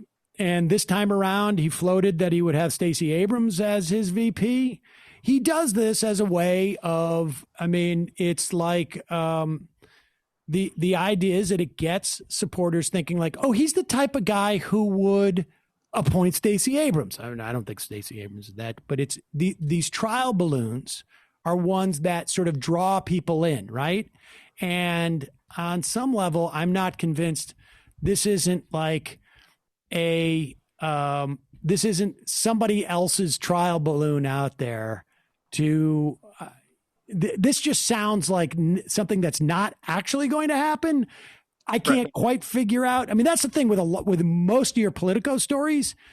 What you're seeing is the shadow of something, and you don't actually see the Politico stories. Right. You don't see you don't see the thing that's actually the object that's there. You just see someone casting a projection onto it. And so there's all this disparagement about how Trump cabinet people or people in the administration try to go to the media to undercut the other one. You can't really trust the information that comes out via sources in some ways because you can, but it's always trying to achieve some end. That's so much of what Politico does in general for Democrats and establishment Republicans outside of the Trump administration. So I don't like the holier than thou attitude when it comes to that because everyone engages in it, especially with outlets like Politico. Yeah, without a doubt. But this isn't just sniping. This is basically trying to sort of create momentums and shifts and maybe de-escalate certain things. I don't know. It's I mean, this is Ben Smith, who's the former BuzzFeed editor, now the Times media columnist, and who just gets kind of assorted gossip from people, and he's a former Politico guy as well, I think. So this is just kind of like a throwaway thing that went out there, but it's like it's interesting, I think, to think about like the trajectory of how they're going to handle, as Brendan was playing, the kind of footsteps coming up behind them in New York politics. Well, Jack, I'll let you get some rest. I know you've got to do the Twitch. The Twitch thing. Yeah, we're on the Twitch. Multiple outlets than we're doing, but that's all right. I mean, that's fine. Yeah, I think we're going to do Twitter too, because that's pretty easy. But we're taking it one platform at a time. So no, that's good. Get your feet. Someday we'll get that YouTube bump. We'll see. Yeah, get your feet wet. I mean, you don't want to. Yeah. Well, thanks so much for having me on, Sam. Yeah, that's Twitch TV / Discourse blog, and we'll be on for 7 p.m. for the rest of the night. There you go. Thanks again for all the work on the AM Quickie too. Yeah, thank you, Sam. It's been great. All right, in about 15 minutes, we're going to have Virgil Texas on. He's going to come on, right? Oh yeah, that's right. He's making all kinds of hay about it on Twitter as well. Is he? Is he? He's trash talking. Quite an attitude. Yeah, that's what those chapel guys are all about, stirring things up. Says he's going to give you a piece of his mind. Oh, really? I'm not sure I want that. So what do we got here? Anybody seeing anything that provides any type of... It's good to see this thing about Schumer. And yes. Missing from that is labor law reform. Right. And $15 minimum wage is the layup, right? That's the one that they were able to, since 2016 coalesce around, where Hillary, didn't go kicking and screaming into accepting that. So that's been around for a while. And let's remember, I mean, like this was a push 4 or 5 years ago, right? I mean, yeah, right. Theoretically, productivity has gone up, et cetera, et cetera. That $15 may be closer to $14. Yeah. But we'll see. We shall see. I mean, Biden hasn't talked about it at all, but on his platform, he has free college tuition for families making under $125,000 a year. I feel like that should be a massive priority, and something he should advertise more, because I feel like most people can get behind it, and you can dovetail it with the student debt cancellation. I think they have been so adamant about running a campaign that in no way gives anybody a toehold, that you have all these, and it cuts both ways too, insofar as it also doesn't allow anybody to hold them to account in some respects.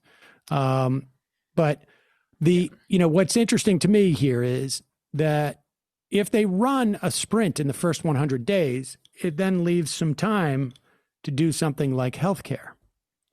But it's interesting to me that, first 100 days, if they're going to do this, they're going to have to get rid of the filibuster, which Biden has in the Senate. Yeah.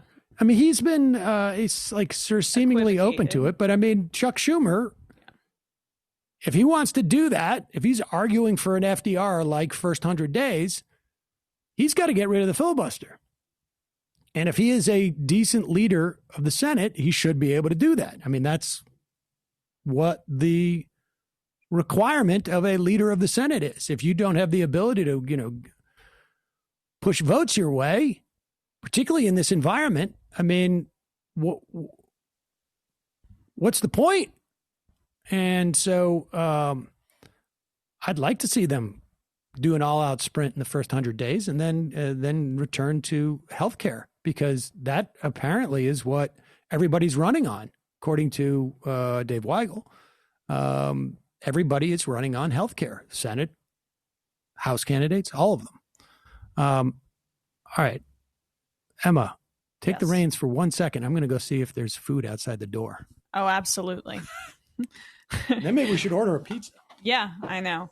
Well, I got a salad earlier in preparation for the pizza, guys. So I think that's so there's food outside the door and a pizza coming later? Apparently. I don't know. I mean, I think a food basket might not be, the most filling of things. It could just be fruits and pears and all that kind of. Oh, here we go. The food basket has arrived. I don't have a good look at it yet. Hopefully there isn't, some like anthrax in it or something. I want to take a moment now to also welcome Emma to the team, because only Matt was able to earlier, and I don't want people to think that I think less. I'm getting some feedback now, but Brendan and I have a long history of feuding, and I'm willing to put that aside. We don't need to start this beef now. I'm actually more grateful that you're here than Matt is, so I just want people to know that for the record. I'm the more grateful producer. You have more gratitude. I appreciate that. I will it's mostly just chips. I'm going to go get some pizza. I'm going to order a pizza right now. Okay. What kind of chips? Tortilla chips is what I have heard. I like tortilla chips. Cheese is fine with me. Although the viewers will learn that I eat cheese on pizza. I do, but mostly I don't eat cheese, like on a sandwich, anything like that. Not in favor of it. I used to be similar after, an experience as a young lad that I won't recount, but I've recently got Very into dominant. cheese in adulthood. I've been making lots of quesadillas over a COVID break. Okay. But yeah, I think it's going to be interesting just talking or continuing our conversation earlier about what Biden chooses to embrace and what he doesn't. I think there is a lot to be said for the fact that Biden does try to see himself as a man of the people and isn't as senatorial as or elitist as, say, obviously Hillary Clinton, but even Obama. So we'll see. He likes to think of himself as being pro-union. I would not categorize him as such. I don't think any reasonable progressive would. But he likes to fashion himself in that area. So what does he choose to focus on? I mean, that's part of the fact that he equivocates on healthcare. That has to do with, I don't want to piss off the unions and their plan, as opposed to the fact that Medicare for all would cover everybody, and then the entire argument would be moot. So that's why I do think climate will be at the top of the docket. I think Sam was right in calling that. We talked about that in past conversations. Then $15 minimum wage should be a no-brainer. But again, I don't understand when you talk about shaming voters, when you talk about young people not feeling excited to vote for Biden. Why are we not putting student debt cancellation to the fore? Why are we not talking about college for all? Because there's really not many moneyed interests in the way there. That's just daring to take on the Republicans. So you can't really use the excuse, my donors from this particular industry are going to hate that I'm providing public colleges tuition-free for a certain segment of the population.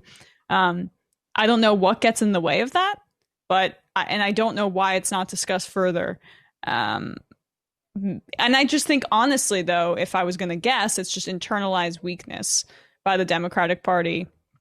I think I'll say this as somebody who voted for Joe Biden this morning, but I think the student debt problem, quote unquote, is really about controlling, people you educate and to basically freeze class mobility. I mean, that's the function it has served, and I think. Right, but I mean, a family of 125,000. I mean, that's if both parents are making, $60,000 a year. I would. That's why Biden's plan it puts the bar there, because they still want to keep that exact class structure in place that you're discussing. And of course they'll compromise and make it a family that nets $90,000 a year or something like that. Yeah, I mean, the unspoken vetoes are really frustrating that the Democrats have on issues like this and issues like healthcare versus the private insurance industry. That that's too hard. But that's a lot more spoken, I would say. Right, but it's never really. It's like it's a difficult issue where we had a broad tent, but we never really described the people in the tent that want to maintain the private insurance industry. But. Yeah, exactly. Yeah, hi, Emma. This is Kyle. I'd like to welcome you to the show. What's up? I'm the tech guy, kind of behind the scenes, so I'm sure we'll be end up corresponding in the future. But yeah. So one thing on the student debt thing, when I was canvassing for Bernie, and I would lead with that pitch, even with Democratic voters, got pushback sometimes from people who thought it was an unfair proposition that they had worked hard and saved, send their kids to college, and now we're just going to give college away for free to people. And I found that, it is a messaging thing we have to deal with. How do we address that? I gave my answer to that, but there is some pushback on that sometimes. Well, let me jump back in here for a second. The one thing is, that we should be clear on, this is not, it's not a question of a subsidy for just anybody going to any college. It really is about giving options within each state to college. And the whole B, the idea that it's unfair. I mean, just what about people who are getting Social Security now would other people have a problem with raising the Social Security payments? I think though Kyle is right. Like I just had a conversation with like just a random a family friend who's kind of a centrist and was like, well, I don't want student debt canceled because I had to pay off all my student debt. Right. Like, well, that's pretty vile position, but sure.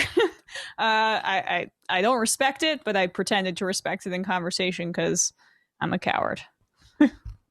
I mean, no, I mean, I think, yeah. I mean, it's interesting to sort of like to suss that out. And I'm sure there's going to be some of that. And I think the idea is you put it in a big enough package where, I mean, that's the thing is that this stuff has to be passed.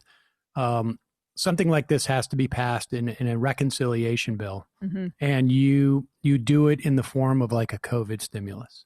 I mean, literally, you just put everything in there. Yeah, I mean I don't think the Democrats have the gumption to put anything in the COVID stimulus bill in February or whatever. I just don't see them doing that, unfortunately. I also think there's a difference between like a debt jubilee, like a one-time event versus like an ongoing policy change. And I think an ongoing policy change is easier to sell people on than you happen to get your timing right with your student debt. Yeah. Yeah, I think there's something to be said about that as well. I mean, you got to make the Jubilee, I think, part of an ongoing program. Let me take some IMs before we get our next guest on. A Square, happy anniversary, MR. We'll try and call in later. R.I.P. Michael Brooks. We miss you always and more today. I meant to start off the broadcast today for at least this part about just speaking briefly about missing Michael in this instance. And much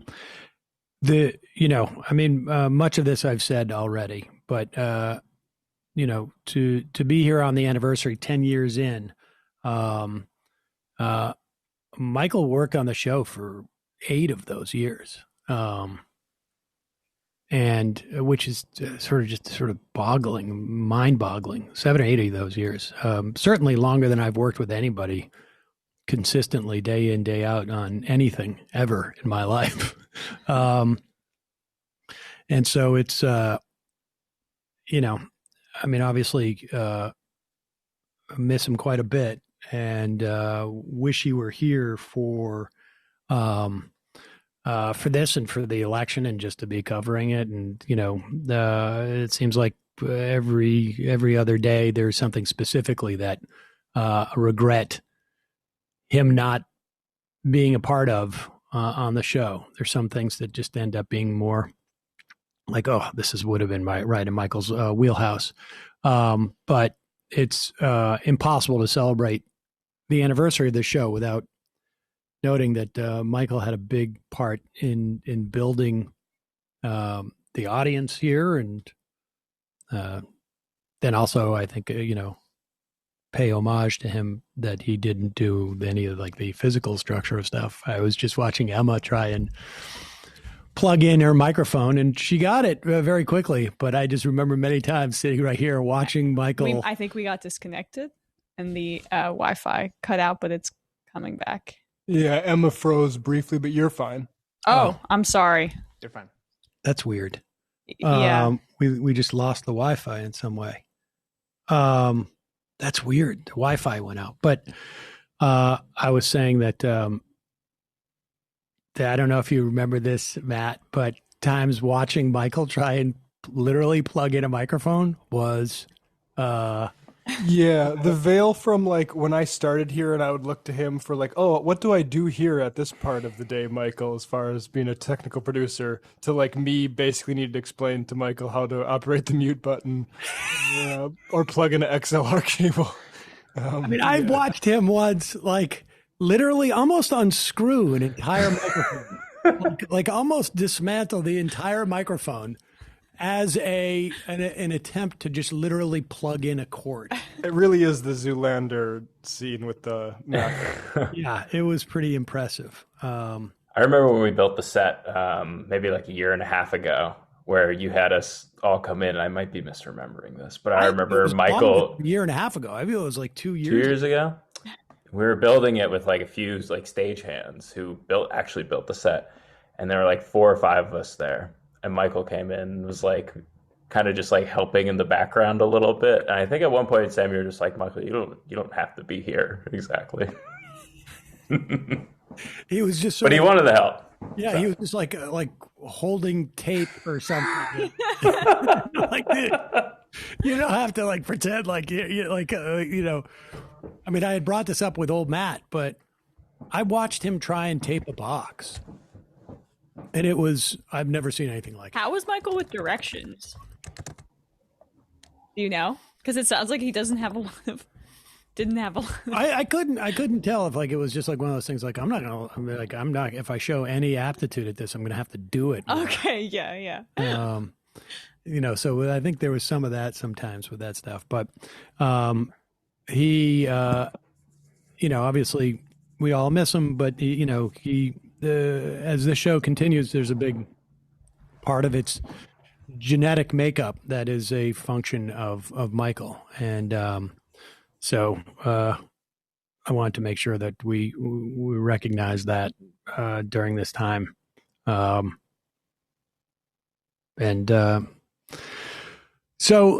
with that said, my understanding is that my new nemesis, Virgil Texas, is on the line. Is that right? That is correct. Huh. And shit talking me on Twitter, I understand. Sam Seder. Wow. Sam Seder. Well, you're really coming with like your teeth bared, as it were. Sam, I've prepared a statement, if I may. Actually, I'm glad because I was hoping you would. Yeah, I bet you were hoping I would say something instead of remaining silent for 30 minutes, as there was a 25% chance I would do. Well, I mean, here is my statement. All right, okay. To my dearest Sam Seder, your people have many crazy holidays, but my people have only one. On election day, all the little wonks and all the little pundits bake our ballot breads and string up the I voted stickers with care. As the sun sets, we hug each other and drink our bitter vegetable-based wines. I will be enjoying a celery Malbec right after this. Grandfather is in the other room, sitting in his rocking chair, yelling at the MSNBC, "Hey, come on, let's go," as he does every year. As the polls close, we sit in the magic circle and drink our ayahuasca, which teleports us to a temple in a jungle beneath 3 suns. Inside are the projections, which we will memorize, that return to our reality to disperse this knowledge amongst the normals. My ancestors were forced to flee the German Confederation in the aftermath of 1848. They came to Ellis Island with nothing, with no possessions, but the winners and losers of the week. There is Steve Kornacki wearing a crown of lilies, riding the election mule. There is Nate Cohn attempting to steal a kiss from the plump election swine that Harry Enton is glazing for our midnight feast. Did you say Harry Enton? Harry Enton. Okay, sorry. Harry Enton. For every 4 years comes the all too brief day that the wonk is king among men. And tomorrow we go back to being the wretched scum of the earth, correctly reviled by newsman and pauper alike. Wow, that was pretty good.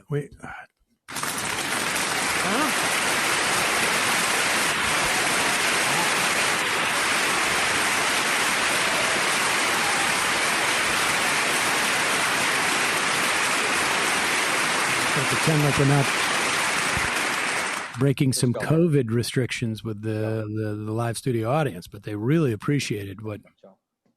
Well, happy election day, Sam. I am glad that I can spend a 30-minute segment of it with you and yours. Well, do you know Emma's here as well? Hi, Emma. You're listed as all. You're also listed as Sam Seder, so I'm a bit perplexed in the Zoom call.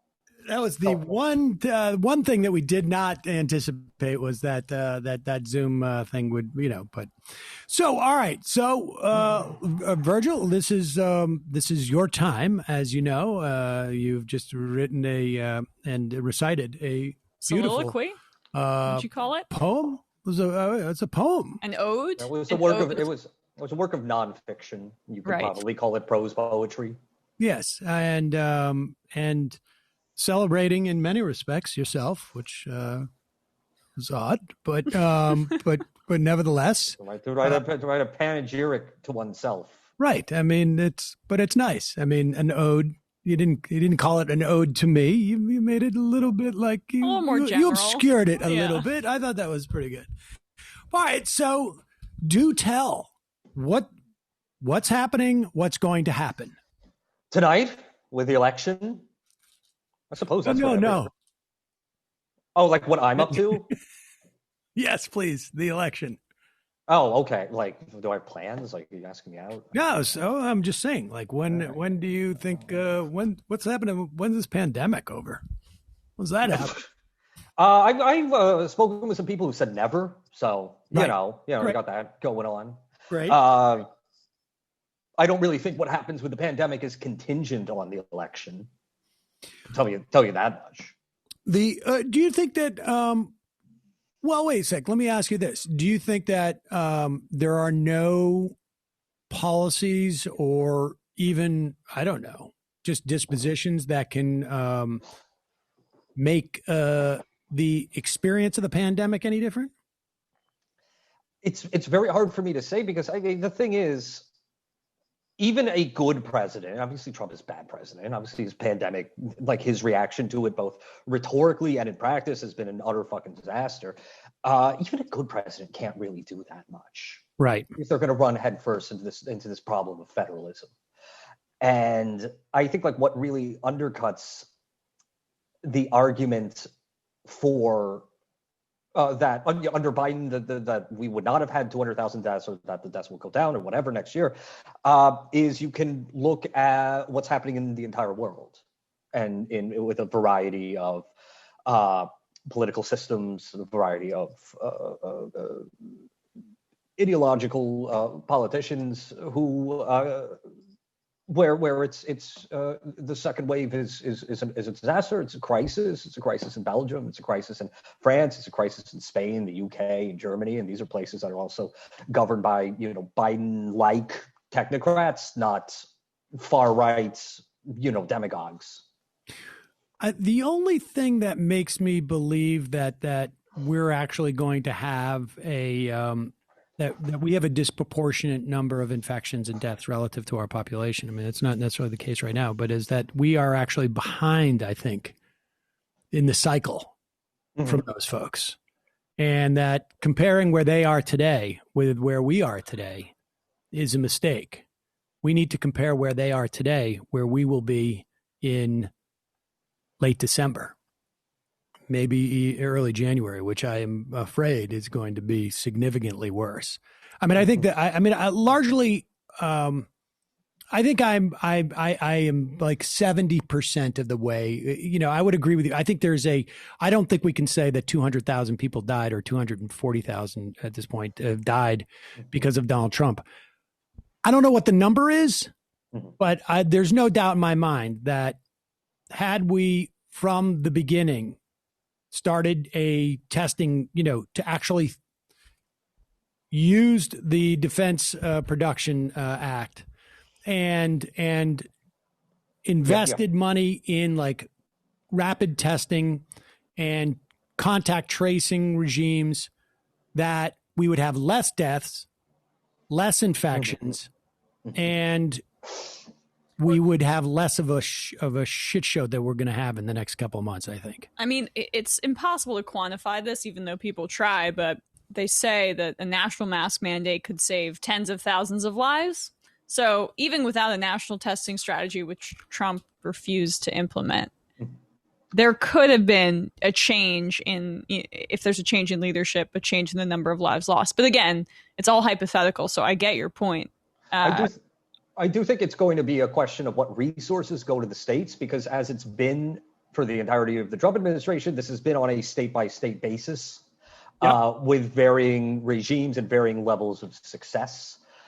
And obviously, Trump has left the states high and dry. There has not been a national testing regime. There has just been a patchwork of regulations, a patchwork of instructions. People are confused, right? And of course, there's no travel bans between the states, meaning that it is a national problem that is being handled on a local scale, which doesn't make any sense whatsoever. I mean, I do think, like, on this one level of like things happening behind the scenes and by giving the resources to the states that are necessary. Obviously, the Democrats passed in their COVID package something like $500 billion of just money to the states. Yeah, and I mean, I know somebody who I don't know if they want me to say who it is, but I know somebody who was in the mix for creating like contact tracing apps for the states, and I think that was back when they thought they would have resources. And oh, hold on for 1 second. Sorry, excuse me 1 second. Hello?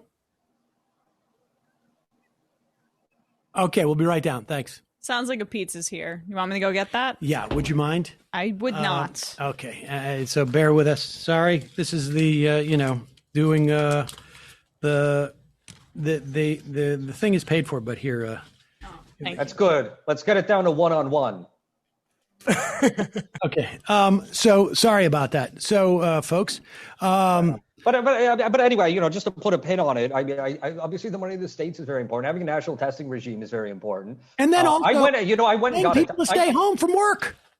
That as well, because right now, of course, the economy is at the breaking point, and what we're doing here in New York, this kind of half open, half closed shit, it's not working for anyone at all, and we are on the tipping point of having to go into full lockdown again. Of course, that increasing uncertainty. Like every single restaurant, every single bar, and everyone who works there is utterly screwed in this city. From the Chinese place at the end of your block to the Michelin-starred restaurants.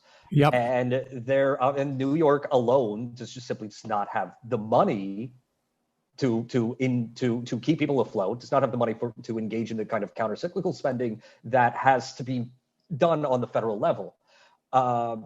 So I went and got a COVID test a few days ago, tested negative, and I waited outside an urgent care center in Brooklyn for 3 hours. It's absurd.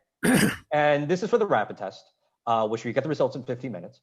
And, wait outside for 3 hours, which, okay, I can do that now. I mean, I was sick, but I was not like badly sick. I can't imagine actually having COVID and waiting outside for 3 hours in February. And this is when there's not currently a huge outbreak in New York. Like once those figures go up, I mean, at that point, no one's just going to get tested. Right. And I also discovered that if you don't have insurance, I do have insurance, but if you don't have insurance, I overheard him say it's $144 to get the rapid test, which again, if I were uninsured, I didn't have the money, I just wouldn't do it. That's right. At all. And as well, I mean, what you could get is the test that takes 4 or 5 days to get the results in, by which point it's useless. Absolutely useless. Absolutely useless. And of course, you can compare this with the way that they've been scaling up and they've been refining their testing regimes in places like South Korea and Japan. Yep. Part of the problem is regulatory. I don't think it's Donald Trump, like he's personally reviewing the various tests that have been proposed. So it's really, I mean, it is a question of how the bureaucracy changes, how rapidly that would change under a Biden administration. I'm quite convinced that if there was a will to get the test out the door, they could do that. I mean, there has been let's face it. It's not even as if we've had an incompetent handling this. There has been a specific political agenda of basically arguing that the thing is just not real. And you do have that problem too, Sam. But here's the thing, and obviously this is a big counterfactual. But right. Here's the thing: the president of the United States, who has credibility among like a third of the country, but not much more than that, going on TV and saying that the virus is fake and that the masks are for losers and that kind of shit. Like, obviously that's not helpful. Obviously that's really bad, and that's feeding into this anti-mask paranoia, and it's politicized the whole situation. My contention is that even if we had, I don't know, like President Hillary Clinton this entire time, there would still be that level of like the virus will still have broken out in the country, and two, we would still have that level of paranoia. It would just it would just be manifested in a slightly different way. It would be the That's possible. type paranoia.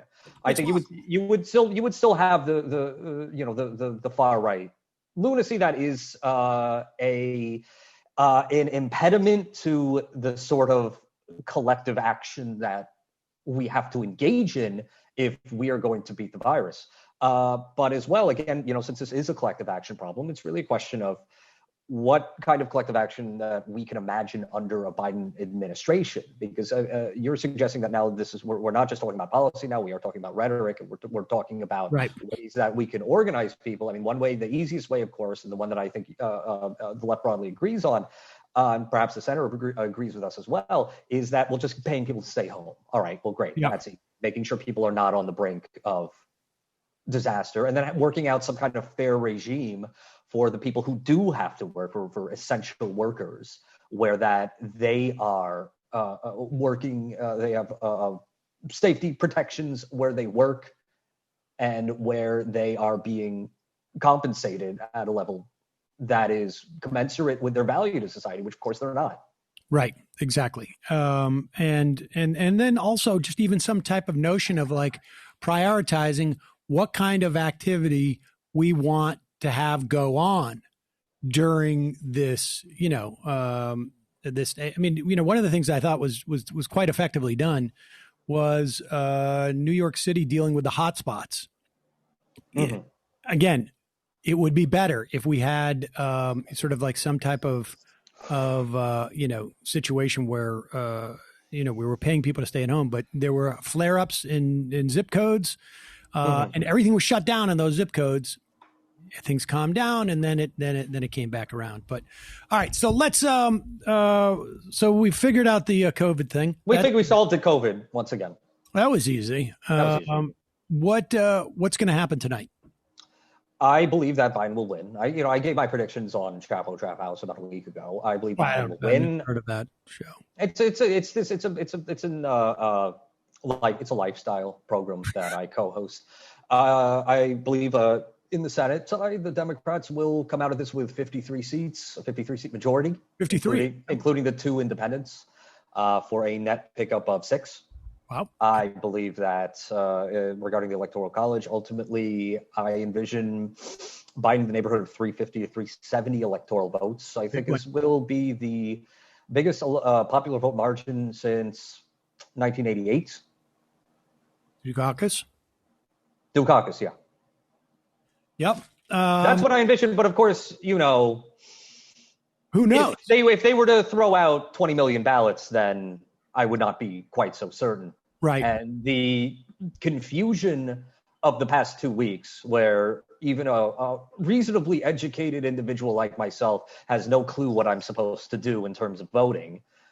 I think that if there's going to be this body of postmarked by election day ballots, which could be running in the millions, which are then the subject of legal wrangling, which goes to the courts for weeks on whether or not to even count those. I think changing the rules of the game a week before the election when votes have been properly cast. I think it's been a disaster so far. A lot of people are realizing that, my vote, I thought I early voted a month ago, but apparently they threw it out because it wasn't properly signed or something like that, or I didn't put the drop of blood where I was supposed to. What's your perspective on what can happen, assuming that Biden does win? I mean, I think that the level of outrage, I think there's an opportunity to capitalize on the level of outrage. It seems to me that, at the very least, things like voting reforms, right? I mean, sure. Which will, I think, ultimately down the road help the left, right? I mean, presumably a lot of the people who don't vote and are kept from voting are of a cohort that presumably be more open to leftist policies.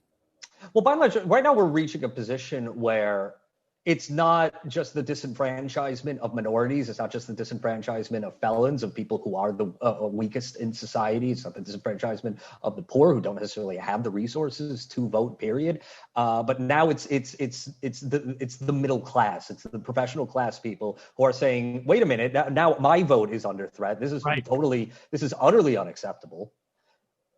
So I think, obviously, if it does shake out where Biden wins by 12% in the popular vote, which I believe that's what my gut tells me, if there are 53 Democrat seats in the Senate and they keep the House, I think there is absolutely no excuse to not pass sweeping election reform when you will have removed the greatest impediment to passing that sort of legislation, which is the Republicans, who I've known for about a decade now that the only possible way that they can win is through disenfranchisement. It's the only way. They've known that since we could play a clip of Richard of Paul Weyrich saying this in 1980. Specifically that the fewer people who vote, the better the Republicans and the right. Sure.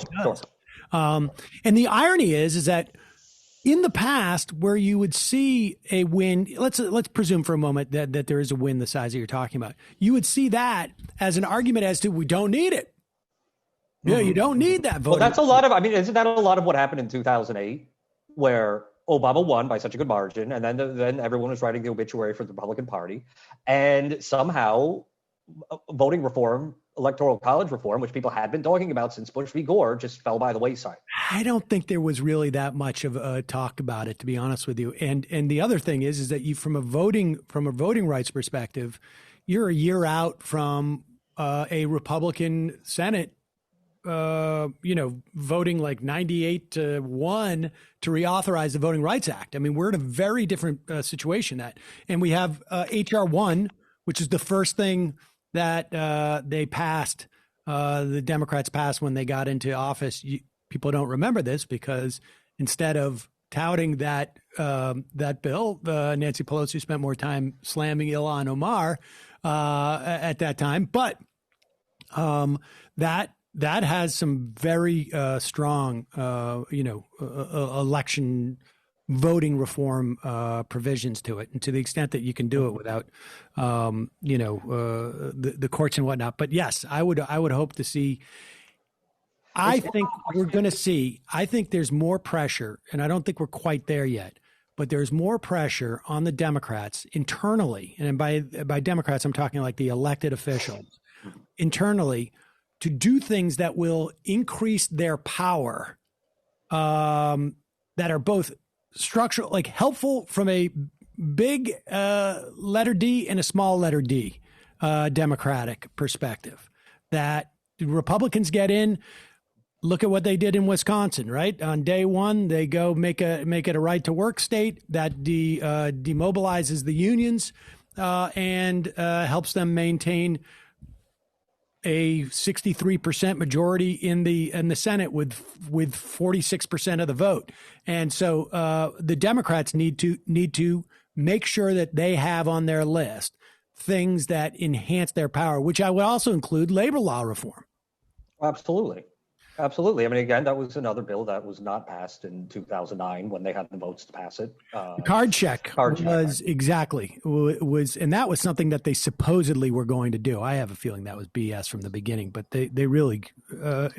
Well, you're right, because you had people like Blanche Lincoln who voted for it when they knew that Bush would not sign it into law. They voted for it in 2007, yep. 2008.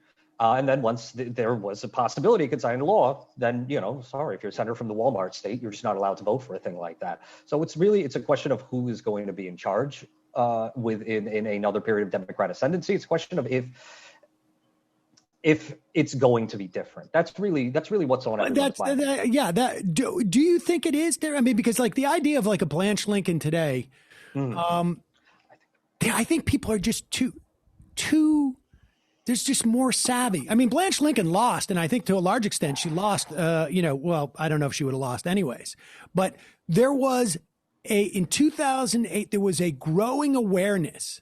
And I think part of it is just technologically. I mean, the blogs and whatnot. I mean, that's how Joe Lieberman got lost his primary was because of basically, net activists, I think, whatever it was. And those forces have multiplied, grown, gotten more left, I think, in many respects.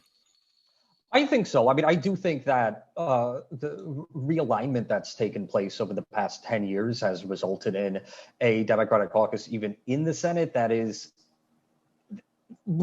fewer notable conservative problem areas. But still keep in mind, everything that we're talking about, if I am correct, and it is a 53 vote, it's a 3-vote margin. All in the those Senate. people are going to be to the right of the median of the Senate. But keep in mind, you're going to need 50 votes. You're going to need 50 firm votes to enact this entire agenda, and that includes statehood for DC.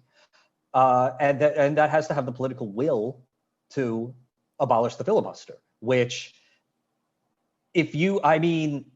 I don't really. I would like to see the filibuster abolished when they're going to do something with it. And if it's even the 50 leftmost Democrat senators, I don't really trust what the median that's going to come out of that is. Though I do think it's possible for them to do certain good things, such as a expansion of the franchise that we're talking about right now. Just as well, but as well, this could be a real blowout. The Democrats could actually win some of the more marginal seats.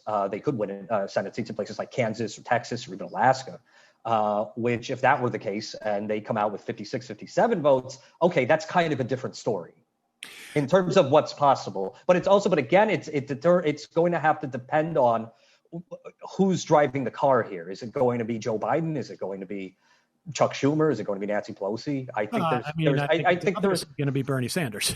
Bernie Sanders are going to be controlling Joe Biden. I think there is a diffusion of power right now in the Democratic coalition. I think there are some things that are materially different. There are, for instance, more socialists sitting in the United States Congress. Not very many, but there are more, and I think that is indicative of some way of the median moving to the left. Yep. So, we'll see. But Sam, we only have a couple minutes left here. I know. Yes. I wanted to let you know, in case you haven't noticed, that I went and I voted. I followed your instructions, your commands.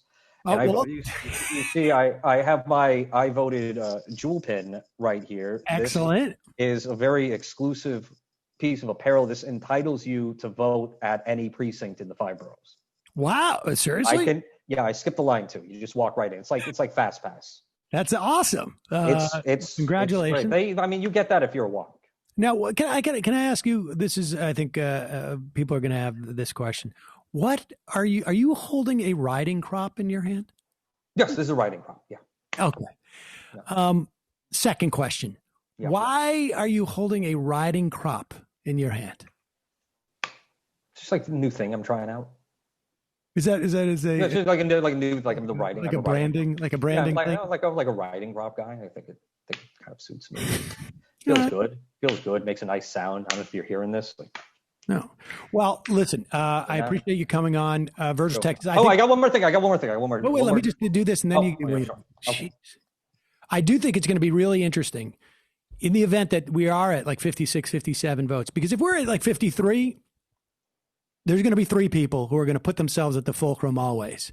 And the horrible shit that we're going to have to eat to get their votes, because they're at the fulcrum, right, of that 50 mark, assuming, that we do get to get rid of the filibuster. But 56, 57, all of a sudden they start fighting with each other, because it's very hard to calculate. Now, I'll explain this concept later, but I think it's going to be fun to discuss with you. Hopefully we get the opportunity. But Virgil, as I'll always do with people who come on who are at odds with me, I will give you the last word. Thank you, Sam. I have a treat for you. So they gave me a sticker, and I put it on this whippet here. So I'm going to do the election whippet on your show. Let's see, this is the election day whippet for election. Virgil, will you say left is best when you got the deep voice at the end?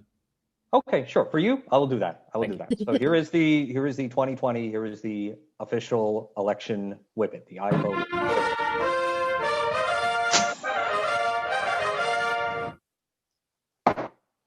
Left is best. Left is best. I think I got some sticker in there. That Awesome. shouldn't do it with this sticker. Thank you. Anna and Sam and Matt and Brendan. Close enough. Thank you. Hello?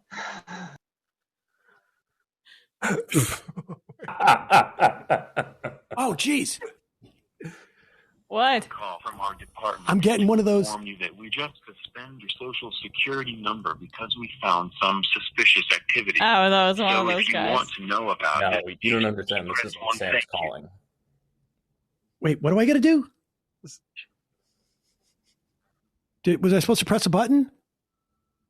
I missed it. Oh, shoot. They knew. They knew. Oh, my God. We would have hijacked the entire election show for me to do that. Oh, my God. I've been waiting for one of those Social Security calls forever. I literally get like 7 a day. So if they Oh, call my me, gosh. You've got to definitely. I'll give it to you. Oh, it's my favorite thing. I'll pick up whatever call I get on the air. That is really unfortunate. All right. So let's, can we take a moment to have a slice of pizza? Yeah, it's a good timing because what we're going to do, folks, is we have to start a new Vimeo. So there might be a couple minutes of downtime. We're going to start a new YouTube. That is in the description. The link to that is in the description of the video you're watching now. And we'll try to get all this stuff started up in like next 5 minutes, hopefully under that. Coming results are coming in. Coming up, we've got results coming in. I think Sarah Silverman's going to call into the program. We're going to have Ben Dixon on. We're going to have Digby on. John Benjamin, I think, is going to call in. Chris Rosen, Lauren Kirchner, people, old-timey listeners, Dorsey, others. So stay tuned, folks. So we'll be right back. All right.